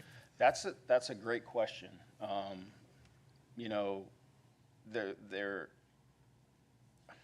Boy, I'm just trying to think of off the top of my head. My first blush is maybe 20%. That people don't report that, or they may not even know it's stolen. Many people inherit weapons through their grandfather or an uncle, and they're given to them, and they set them in a drawer because they're not gun people, and they're not ones that pay attention to that, and they may go back to that drawer 2 years later, and it's gone, and they don't even know that it's been missing. So, I would maybe say 20%. I don't know if that's even accurate, but that does happen. There are any number of crimes, maybe other than homicide or something much more, harder to not report. But, theft from vehicles, even burglaries, minor thefts, things of that nature. We know we don't capture, and sexual assault, that they are not reported 100% of the time. Because I'm curious, because you have so many unlocked vehicles that have guns stolen from you. Mm-hmm. So, I mean, why even have your gun if you're not going to lock it up, period? Absolutely. I mean, a good gun nowadays might cost around $500. Most people won't leave $500 in cash unlocked in their glove box or underneath their seat or whatnot, but they'll forget about a weapon that's sitting there. So, Thank you, sir. yes, sir. All right, any other? Okay, go ahead, Chief. All righty, thank you, sir. Moving on. This is just our year-to-date 2023 Part 1 crime data. Our ag assaults with guns has increased in the first 11 weeks of 2023. They all seem to be, none of them interconnected, just people utilizing weapons to, or brandishing weapons, pointing weapons at one another to try to resolve some type of conflict. Our total violent crime thus far in 2023, 61 incidents, is above both 2021 and 2022, mostly attributed to the ag assaults with guns. Property crimes in each category of property crime is generally consistent within the prior 2 years. We're at a little bit lower than we were last year at 267 so far this year than we were in 2022 at 288. And this just represents the Part 1 crimes year-to-date in all the beats across the county. Obviously, west side is much busier than the east side of the county. Wanted to kind of highlight one of the programs that you, as a commission, fund through our budget, which is our Flock license plate reader program. We have almost 30 cameras across the county. And we're all connected, and when I mean connected, with Garden City has them, the city of Savannah has them, Pooler has them. So there are many cameras that assist us in solving crime and identifying subjects throughout the county. These are just some examples. Here's a surveillance video taken at the Ace Hardware, and then it was later identified through our Flock cameras, and we were able to arrest an individual because without those cameras, we probably would not have been able to do that. Bell's Outlet robbery, a surveillance video from a neighboring business allowed us to query the system. We can query that Flock for a dog, put a brown dog in that, and if that brown dog walks across any of those cameras in the county, it'll identify the date and time that happened. So the type of car, the color, SUV, a truck, there's all different types of ways to populate the query for us to try to identify information. Highland Park homicide, a tag captured in and out of a Regency right before the shooting. Tag identified via Flock. Suspects arrested and charged with murder. Gateway entering auto suspect. There's hotel camera footage. The tag was identified through our Flock camera system. The suspect was charged with 4 counts of entering auto and 1 count of financial fraud. So just wanted to highlight that. I try to do that, things that come across the budget, and just so you know that it's a very useful tool for law enforcement here in the county. So thank you very much for funding that. We certainly appreciate that. Moving on. Oh, we had some more, sorry. Walmart shoplifting. Loss prevention officer stated suspect was in a red Mustang convertible. In a convertible? Yeah, look at that, sticking it all out. Look at me. And we were able to arrest, it was a female person shoplifting. Georgetown entering autos, AirPods were stolen from Georgetown track to Zaxby's, because you can track those they have GPS in them. Tags in the parking lot at Zaxby's, checked to see which one came from Georgetown. Suspect charged with 1 count of entering auto and 4 counts of possession of stolen property. So very, very, very useful tool. You think she would have put the top up at least, but I guess she didn't. Also wanted to just go over our vehicle pursuit policy real quick. We have a very restrictive pursuit policy. It is very limited circumstances in which we will pursue someone that flees from us as we attempt to stop them. This is done for several reasons, or our policy exists that way for several reasons. It is in contrast with some of the other agencies here in Chatham County that have a more liberal pursuit policy. But it is my belief that vehicle pursuits presents a danger to the lives of the public, officers, and the suspects involved. Oftentimes, this is not someone running for you because they just committed a murder or a bank robbery or something of that nature. You may have only know that you're pulling them over for a minor traffic violation. To endanger all those lives for something seemingly so minor when we may be able to identify them at some other time, that's just, I think we have a moral responsibility to operate that way. That's just Jeff Hadley's position. Other people take a more liberal view. Said so justified only when the offender has committed or attempting to commit a violent felony and immediate apprehension outweighs the level of danger created by the pursuit. We factor in all kinds of things, weather, speed of the vehicle, length of pursuit, and whatnot. So this kind of shows some of our data from vehicles that flee from traffic stops. We had 43 flee from us in 2020, 40 in 21, and so far 31 in, or no, I'm sorry, last year 31 in 2022. And so the yellow represents the pursuit was initiated but terminated before apprehension, meaning we actually pursued them for a short time. Generally, we shut the lights down, we make an immediate U-turn. And so the vehicle continues on in the path that they're going, but we want to make sure from a liability standpoint that we're protecting the county. But first and foremost, we're protecting lives. We find them on the tag reader. We got the flock camera system. There's all other, with all this technology to identify the driver. And then John Hart isn't in court defending us against killing an innocent person, and we're writing a big check. Moving on, just some community improvement projects. One of our lieutenants, they had an elderly resident who was unable to keep up with their yard.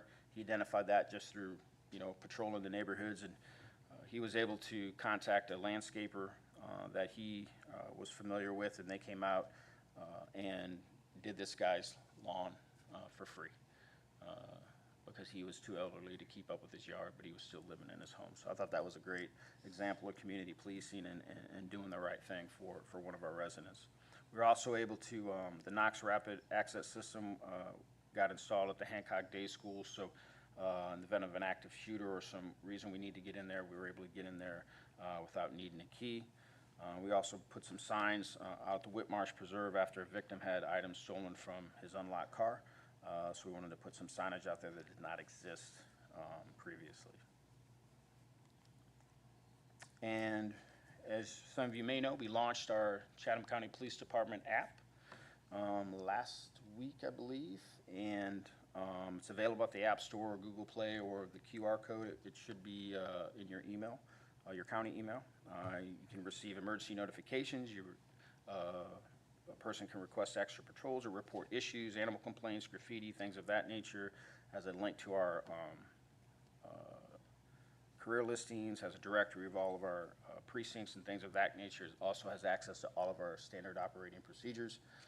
And I'm a little proud to say, so I didn't know this until my PIO had said most 65% of apps that are launched don't even reach 1,000 downloads. We're already right at 1,500 as of this morning, so I'm proud to say of that. And I think it's a really cool app.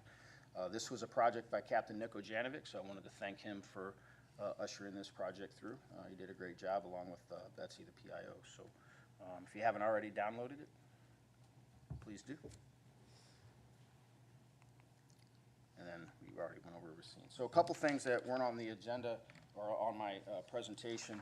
So we've been meeting as a county around homeless, the homeless issues that, as we know, exist throughout the county. And at the direction of Mr. Kegler, we were tasked with trying to come up with some innovative ideas or some new strategies to at least be a little more pointed and take some, a lot of that historically has been centered in the city of Savannah, but as we know, it's creeped out into the unincorporated Chatham County. So in working with Tara Jennings and others and the Homeless Authority, we are going to move forward in underneath the Chatham County Police Department identifying a homeless outreach coordinator.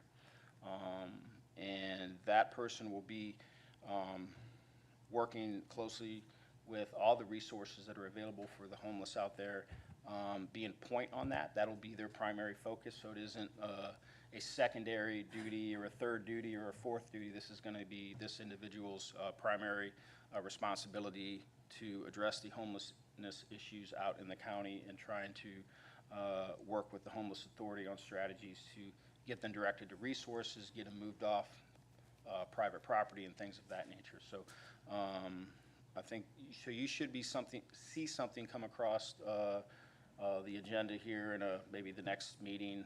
We're going to fund it not through the general fund. So I think Mr. Kegler will explain where that funding will come from at some point.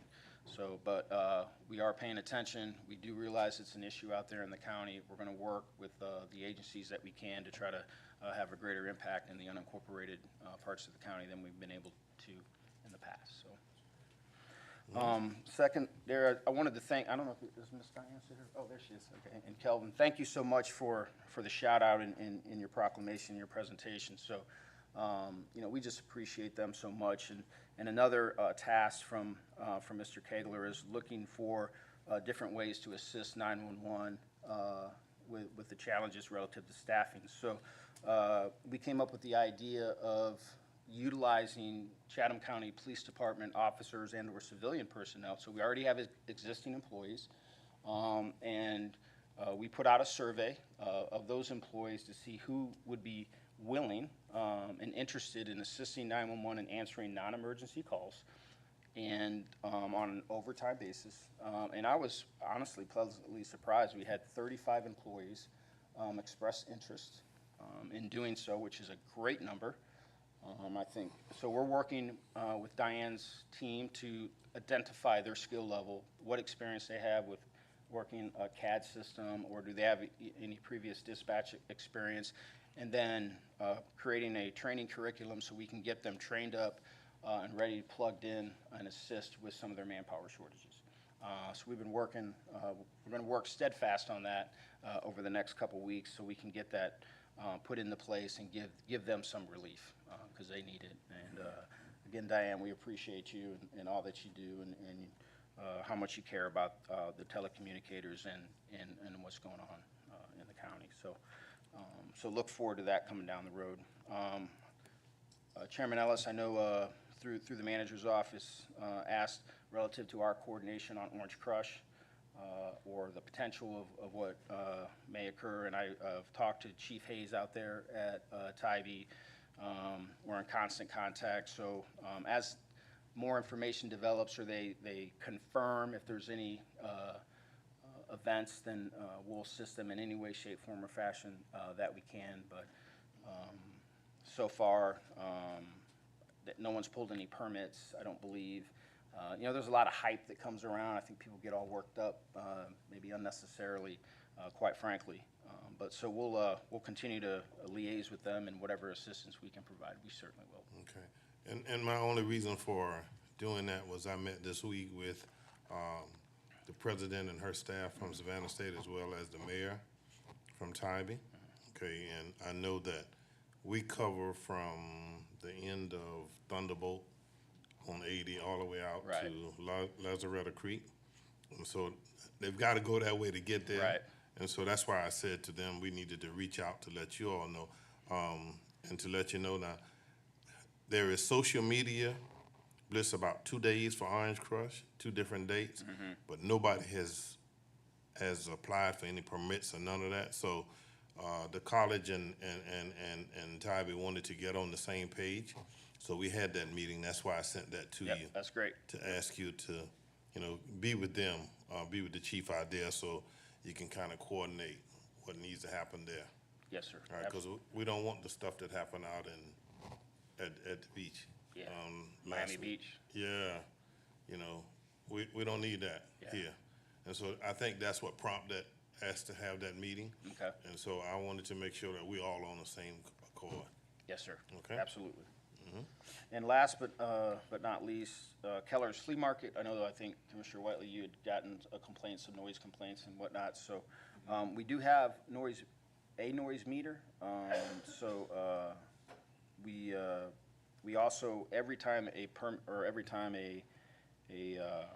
permit for a concert is validated for that's put in our briefing folder. So we have officers over in that area.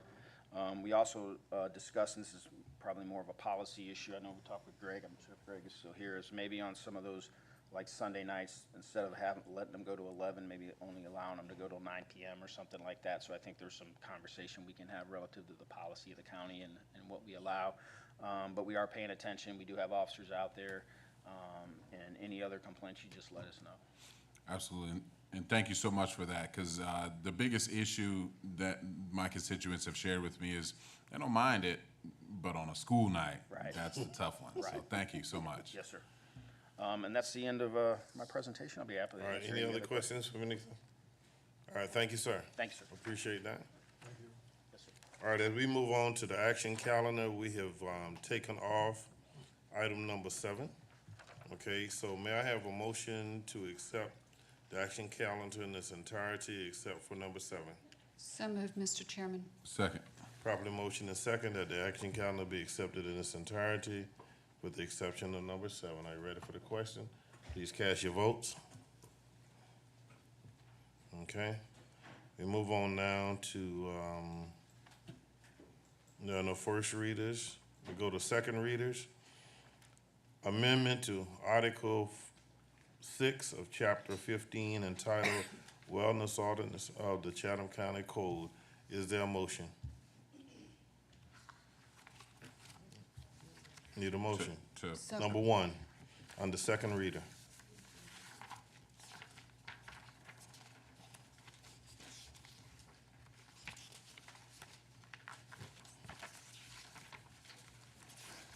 So moved, Mr. Chairman.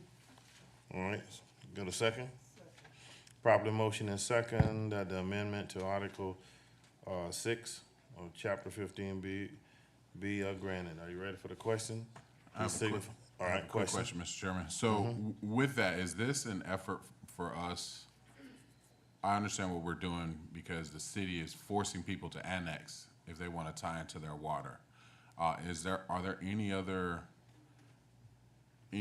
actions we could take to try to stop the city from doing that?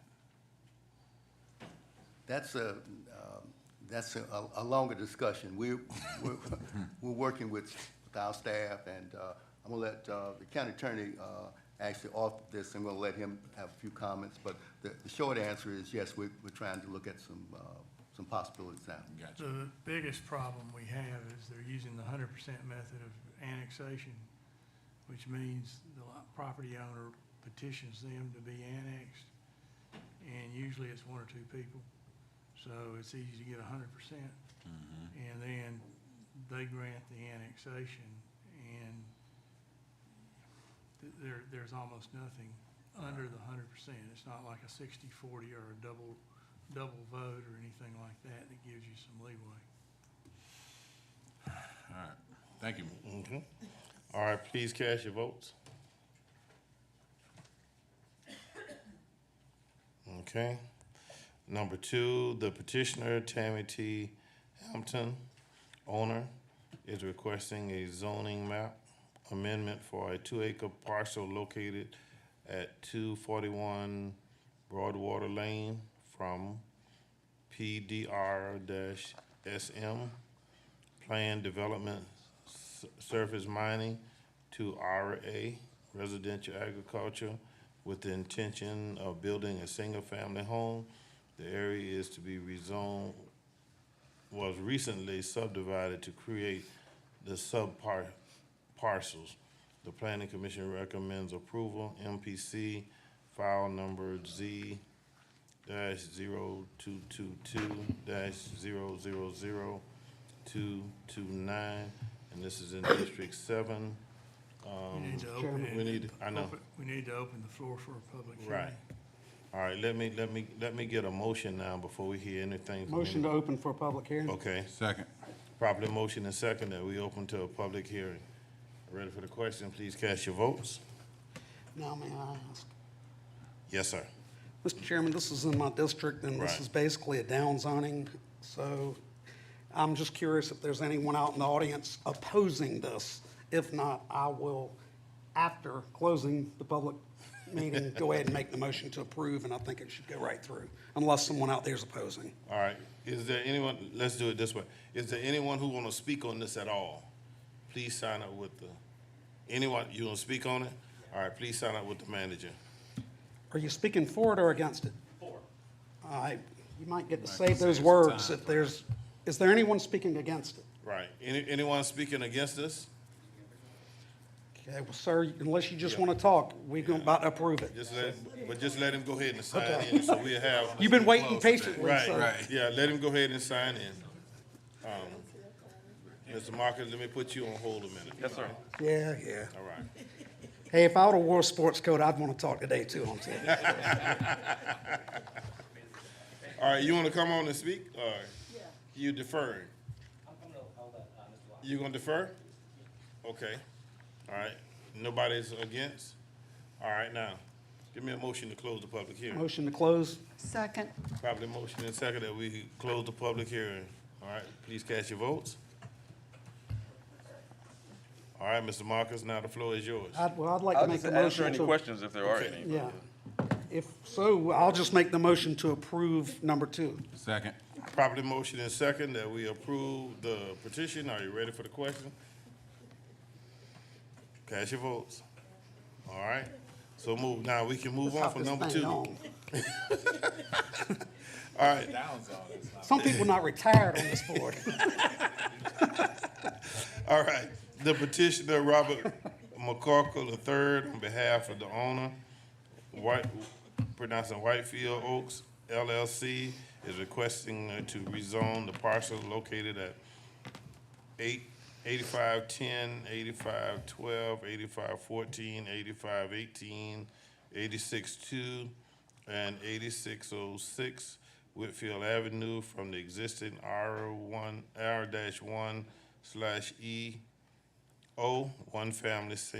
one family residential / environment overlay, and R2/E-O, 2 family residential / environmental overlay, the zoning classification to a PUD-M-EO, planning unit development, multifamily environmental overlay, zoning clarification, applying the plans district provided of section 4-6.54 of the Chatham County Ordinance, which requires the submission of a general development plan, MPC file Z-1222-000-343, District 1. All right, let me have a motion to open the public hearing. So moved, Mr. Chairman. Is there a second? Second. Probably motion and second that we open the public hearing. Ready for the question, please cast your votes. All right, is there anyone here who wants to sign up to speak? Anyone who wants to sign up to speak? I know the petitioner is here, Mr. Chairman. Yeah, the petitioner, or anybody else who wants to sign up to I speak? don't know if anyone else is here. All right, none? All right, let me have a motion to close the public hearing. So moved, Mr. Chairman. Second. Probably motion and second, and please cast your votes. One more, Mr. Adams, Mr. Adams. All right, now, Mr. Marcus, the floor is yours. Thank you, Mr. Chairman. Marcus Lotson for the record for the Metropolitan Planning Commission. This petition is a request to rezone the properties you identified. They're located at 8510, 1214, 8518, 8602, and 8606 Whitfield Avenue. They comprise a total of a little under 8 acres. The petitioner is requesting to rezone those properties. 6 of the parcels are in the R1 base zoning classification, and 1 of the properties is in the R2 classification. The petitioner has been working to consolidate these properties for the purposes of redeveloping the property. He's proposing to rezone all 7 parcels to the PUD-M classification, which is a multifamily designation in conjunction with the provisions of the site-specific zoning within the Chatham County zoning ordinance. Essentially what that means is if he has this zoning adopted under those provisions, then the attached development plan, which I'll go through here in a second, will be the approved plan for that site. meaning that any other development that takes place on that property would have to come back through the zoning process, go back through the MPC, and come back to this body. The properties are located on the east side of Whitfield Avenue between East Montgomery and East Montgomery Crossroad and Hendry Avenue. This portion of Whitfield Avenue generally is parallel to Hayner's Creek. And I'm gonna pull up some exhibits to just kind of show you where we are. So this is a vicinity map that highlights the subject property. Up at the corner of East Montgomery Crossroads and Whitfield is St. James Church and School, so you'll be familiar with that location. Sorry, this is the tax map that shows all the properties that are involved. I should mention that one thing that's a little unique about these properties is that the properties that you see on the west side of the road are just remnants of the properties that are on the east side. Those are not buildable parts of the lot, but they are associated with those properties. Whenever this road was built, for whatever reason, it bisected those lots. So each lot that you see on the east side corresponds with the lot on the west side, which is adjacent to the creek. This is the zoning map that shows the properties as they're identified. The adjacent property that you see in the PR2 designation, this is a senior congregate care facility adjacent to the subject property, and that will play a little bit of role in the discussion about the development plan that we'll talk about here in just a minute. This is an aerial map that shows the subject properties. Most of this area is primarily single-family residential. There are some institutional uses, as I mentioned. There's a church. There's also a landscape nursery, all on the east side of Whitfield Avenue at this location. The proposal, the applicant is proposing to construct 37 single-story residential dwellings with private amenities, which are essentially cottage-style homes targeted to seniors on the site. And that's why I mentioned the congregate care facility adjacent. The applicant has been in conversation with the adjacent property owner of the congregate care facility in terms of forming essentially a business relationship between the two proposed uses. The land uses in this vicinity of the subject property, as I mentioned, are primarily single-family residential and institutional. The property is unique in a lot of ways. It's covered not only by the environmental overlay being within that overlay district in the county, but Whitfield Avenue, this portion of Whitfield Avenue is also what's known as a designated corridor. There are several of those throughout the county, places like Ferguson Avenue, Bewley, Johnny Mercer, and on those roads, there's additional standards related to trees, buffers, paved surfaces, and things of that nature that further protect those roadways from a tree canopy standpoint. So this is a unique property from that standpoint in that it has those additional protections.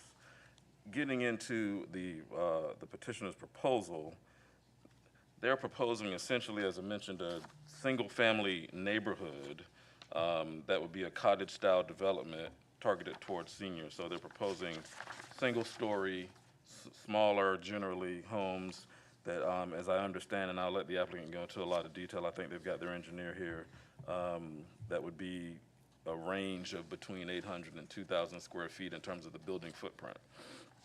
One thing that's unique about what they're proposing also, and let me back up just a second, this is a project, at least in discussion, that has probably been going on, and they'll correct me if I'm wrong on this, but it's been a couple of years we've really been talking about this site with the property owner, or the soon-to-be property owner, I guess. They came to us with a previous petition that was a townhome development that, frankly, we found didn't fit at all within this context. It was a multi-story series of buildings and did not include saving a lot of the canopy that they would be able to save under this petition. So they kind of went back to the drawing board, went back to the neighbors and made some significant changes. And we think that this is a much more appropriate development in this area. And I do want to go over some of the things that are a part of this development plan, because again, if this is adopted, this would be the plan that would be approved, and this is what they would be required to build. In addition to meeting with our staff, they've had a series of meetings with county engineering, primarily about access, about the landscaping situation on the site in terms of the trees that would be kept. I know they've met with the county arborist as well, and I'm sure they'll have that discussion with you here today. But some of the things that are included on the building plan are relative to building height. They would be required that all buildings be 1 story, not to exceed a height of 24 feet, as an example. They'd have minimum spacing between each of the buildings. They would have a maximum building footprint between 800 and 2,000 square feet. They would have setbacks. Because this is a designated corridor, they're required a 50-foot buffer along the front. So that would be in place. And then they would also have 25-foot rear and side yard setbacks and buffers. Their maximum dwelling unit density would be 6 units per acre if adopted as proposed, which is similar to the overall residential zoning in this area. It ranges mostly between 5 and 10 units an acre. So they are on the low end in terms of residential density, which is one of the reasons the MPC found that this was a compatible development.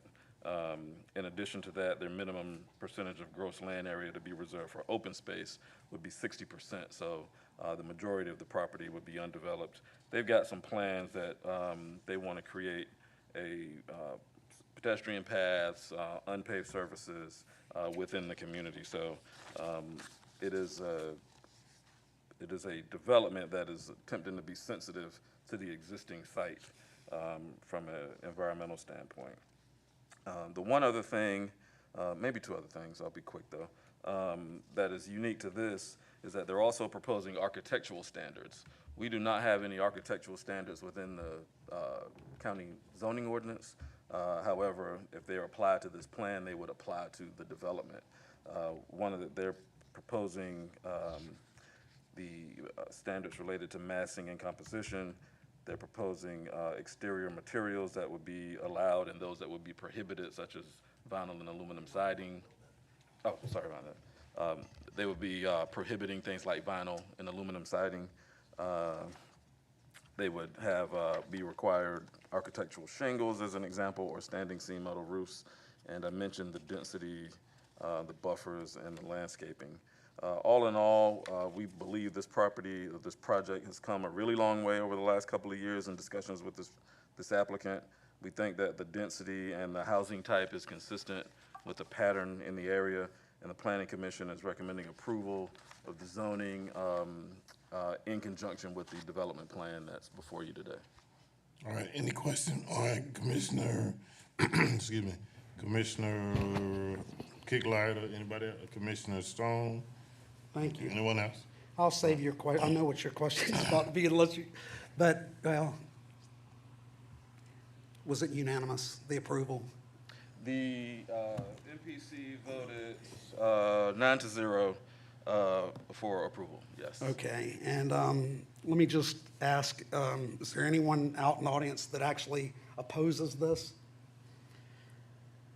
So everyone, they came together and came up with what looks like a good plan, so no one's opposing. When this closes, we should be able to move forward.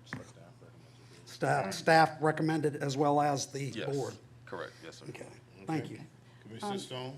Thank you, Mr. Chairman. Yes, in the future, I would like to be able to get the record vote for the MPC, which was not included in our information here today. But I spoke with a homeowner on the property. I've driven out to the property. I'm very impressed with the fact that they're going to save these beautiful oak trees, and no one seems to be objecting at this time to this development. So, Mr. Chairman, because of that, I would make the motion for approval. Well, we have to get out of the public hearing, don't we? Are we in a We public already hearing? did. No, we out of public We hearing. did. Huh? We didn't get anybody to sign up, so we out of Oh, public we don't hearing. have, good. Right. All right, so the You motion. scared me and- so bad a little while ago, I stayed in public hearing. All right, the motion and second is to approve. Now, let me ask, we ready for the discussion? Since you all are here and been here, anybody want to say anything, that's got anything to say, or you just gonna let it ride? Absolutely not. Okay, all right, please cast your votes. Thank you. All right, so done, so moved. Thank you. Thank you. All right, we go to information, Mr. Manager? Yes, Mr. Chairman, I'm gonna ask Ms. Jennings to. That was a great job they did too. I'm gonna ask Ms. Jennings to come to the microphone. She has some homework for the board, and while she's coming, I have, sitting at your place should be, the notice, reminder for the workshop that's with tentatively scheduled for Thursday the 13th at 11 o'clock. We'll have lunch available, and the items that we intend to address is the indoor recreation study. We plan to have our consultant present to provide you with an update on their work. We've got someone coming in to talk about the Hutchinson Island Riverwalk, our responsibility. That's something Commissioner Farrell wanted us to talk about briefly. We'll have a SPLOS update and an update on the fire fee. So we have 4 topics that we want to discuss in the workshop on the 13th. We're asking that everyone be in attendance, and we will have lunch available for the board. Also, we have some information on the county's efforts towards preparing for electric vehicles in the county, and we've got workshops available. It's a joint effort with the city, the county, and state agencies, and that information is at your place available. And I'd ask that you take your time to review that. So, and then, Ms. Jennings, I guess if you're ready, you can come forward and we can look at the homework assignment. Yeah. So in your packet, or what was sent out late yesterday, should be a prioritized activity sheet. May look green, may look white. Yeah, okay. So we're going to work through that. So each of you remember your colored stickers, right? Well, this is great, but guess what? There's not enough spread. Y'all lumped everything together so politically correct to make sure that everything meant we need to do everything. Okay, well, we can't do that. So I give you a list of 22 things on your sheet of paper. You can only use the number once, one time. You can use number 22 one time. So I need you to take all of these and prioritize them. Your first ask is in column number 1 where it says step 1. You're going to prioritize them 1 through 22. And this is not homework. You come in prepared. We're doing it today, right now. So we can do, you saying use 1. You can only use number 1 one time. You can then use number 2 one time. Use number 3 one time. Only one number. You can only use those numeric numbers one time, 1 through 22. Get it done now. Pretty much, yeah. I thought you said this was homework. Now, Mr. Kegler sent out last night as homework for today. What time Mr. Kegler send this out? I'm not sure, Mr. K, what time did you have this sent out? It was before 5. I walked in here and saw this on this desk for the first time. It might have come from Miss Danielle, but I think it did go out before 5. Okay. You know, y'all hear your constituents. You know what's important.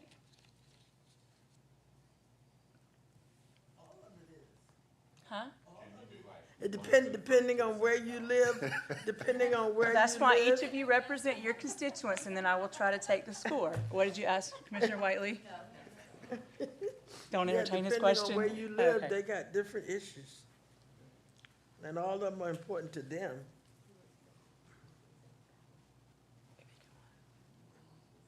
Oh, no, we're not using root numbers, and no. Mm-mm.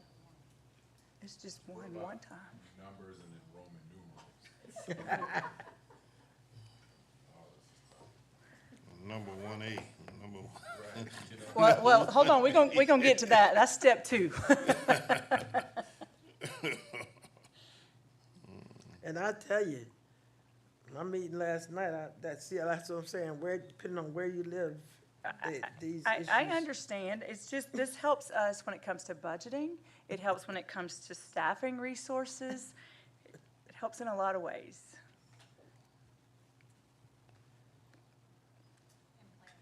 Planning. Because if it doesn't come as like a top 5 or 10, then I could say, well, that's not a priority. Now I gotta use my eraser. That's all right. I'm sure. I'm glad y'all have pencils.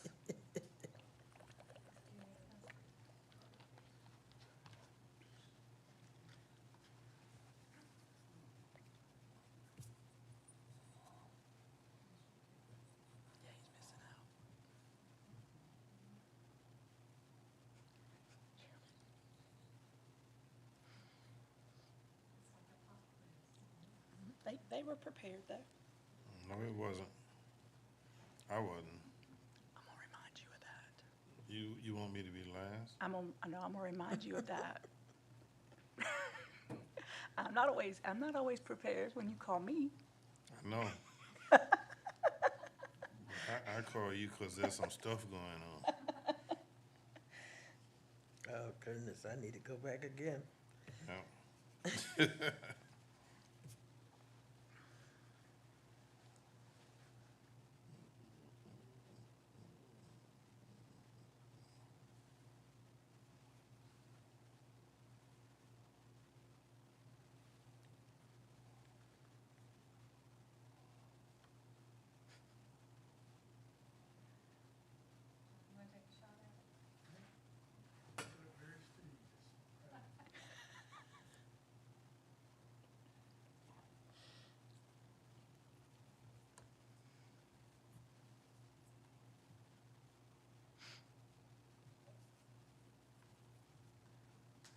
This needs to be probably 5.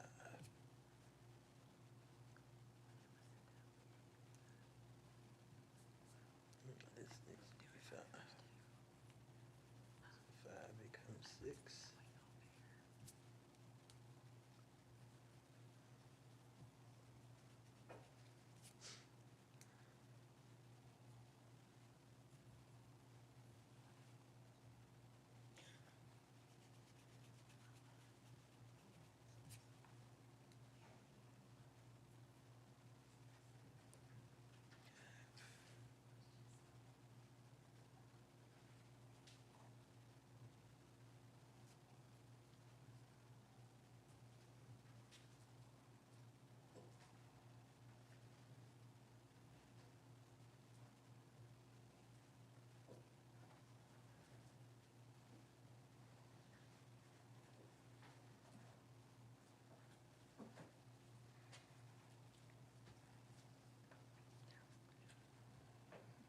This needs to be 6.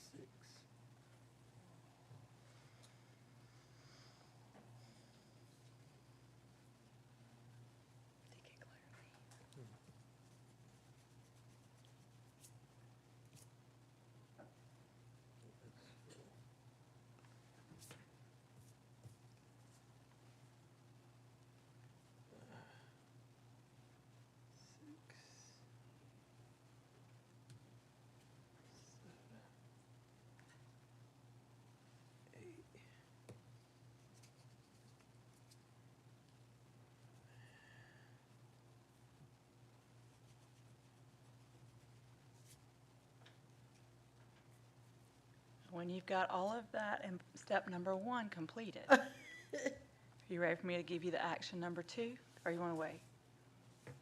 Wait? Okay, all right, I'll wait. Oh, wait a minute. And if you only have like 5 that you are interested in, I can stop now. I followed instructions. I went from 1 to 22. I sign a letter that identifies. All right, so the second part that you're going to do is, if you recall when we were at the workshop, there's different roles that the county can take in this. In some cases, we are actively doing it. So we're leading the work, we have assigned staff, we have defined tasks, and we bear most of the cost. That would be the case with public safety, like police department. Or, well, not mental health, because we contract with that, so we're talking about. Yeah, but we don't have staff that actually do that. And so then you've got collaborative partner, which may mean that we allow someone else to lead, but we support their efforts. The convener facilitator, we are seen as the face, which is a lot of times what happens with mental health. We are seen as an active partner. We are engaged to achieve a common outcome.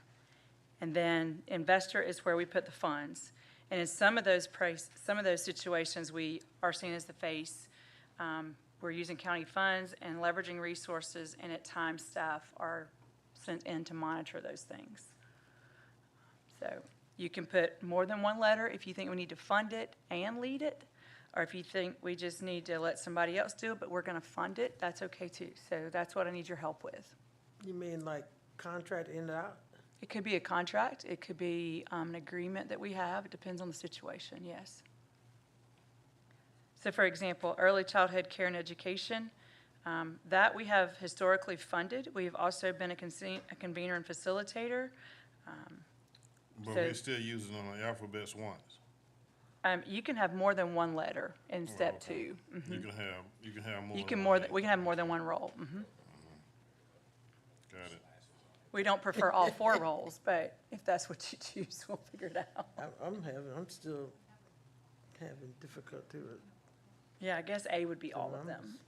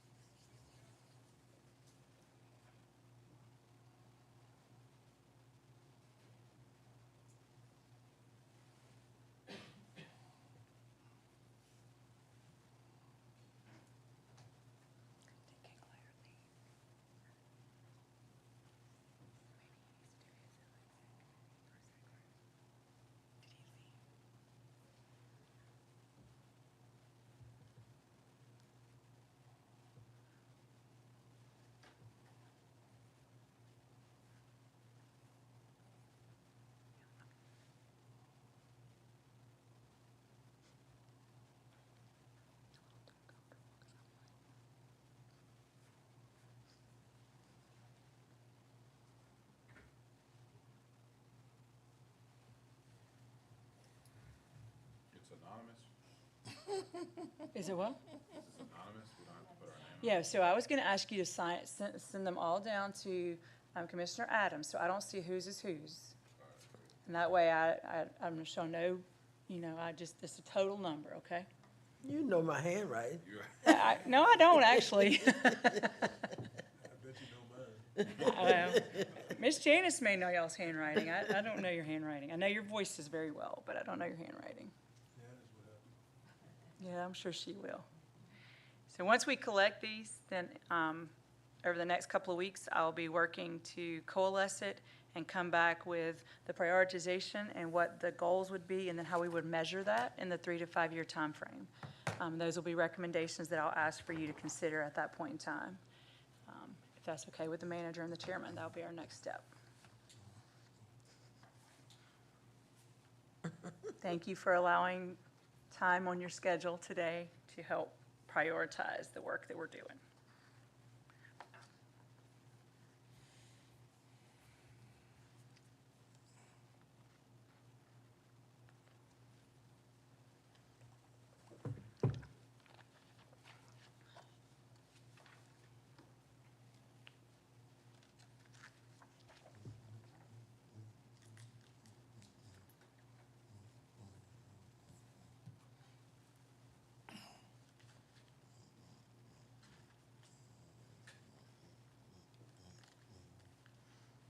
I don't have a 22. You don't have to have a 22. Is it 20? I mean, it's There are supposed to be. 22 things on that list, yes, ma'am. But I must have the same number twice. 1, 2, I ain't gonna cheat on your paper and help you either. 3, 4, 5, 6, 7, 8, 9. Huh? I know that's just gonna be 21. I got 2. No. That's what I'm saying. So is it? I thought it was 22. I'll go back and recheck. Now you're gonna notice mine. No, probably won't. I won't remember it actually. That's fine. Is that everybody? No, wait, no. No, listen.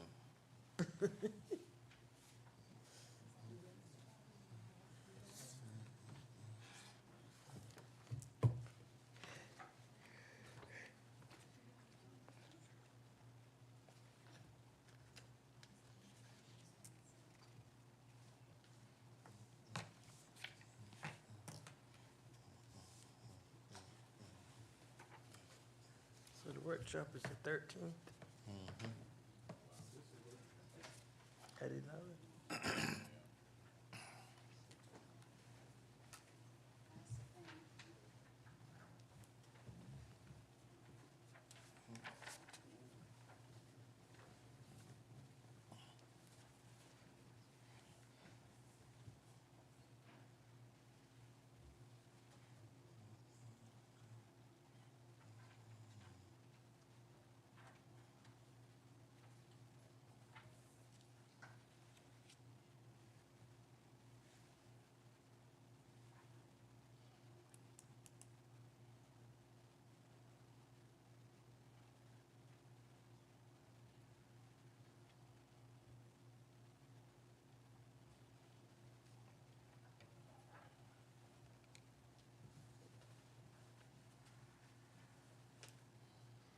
So now, this is him, and this is like the third complaint. So, I told him that. All right, anything else, Mr. Bendy? All right, let me do the, there's two things I wanna do, as far as information is concerned. All right, there are two things I wanna do. First of all, I wanna recognize that, Dr. Professor Ella Sims passing, all right, this week, all right? And let us be in prayer for her and her family, all right? And it's attached to Commissioner Lockett, okay? Secondly, today, if I can get out there by 1 o'clock, but we do have to have an executive session. But if I can get out there by 1 o'clock, I'm going out to Wiley's World Famous Barbecue to recognize a veteran of 105 years old. Today is his birthday, all right? And so they're having a get-together for him between 12 and 1. So I hope to make an appearance before he has to go, okay? I met him once, and boy, does he have some war stories. He was in World War II and the Korean conflict or Korean War, and so we want to recognize those publicly on today. With that having been said, may I have a motion that we go into executive session? So moved, Mr. Chairman. Second. For acquisition, personnel, and litigation. All right, I got a motion and a second. I'm ready for the, please cast your votes. All right. One more, no, that's right. All right, we're in executive session. I'll go into executive session.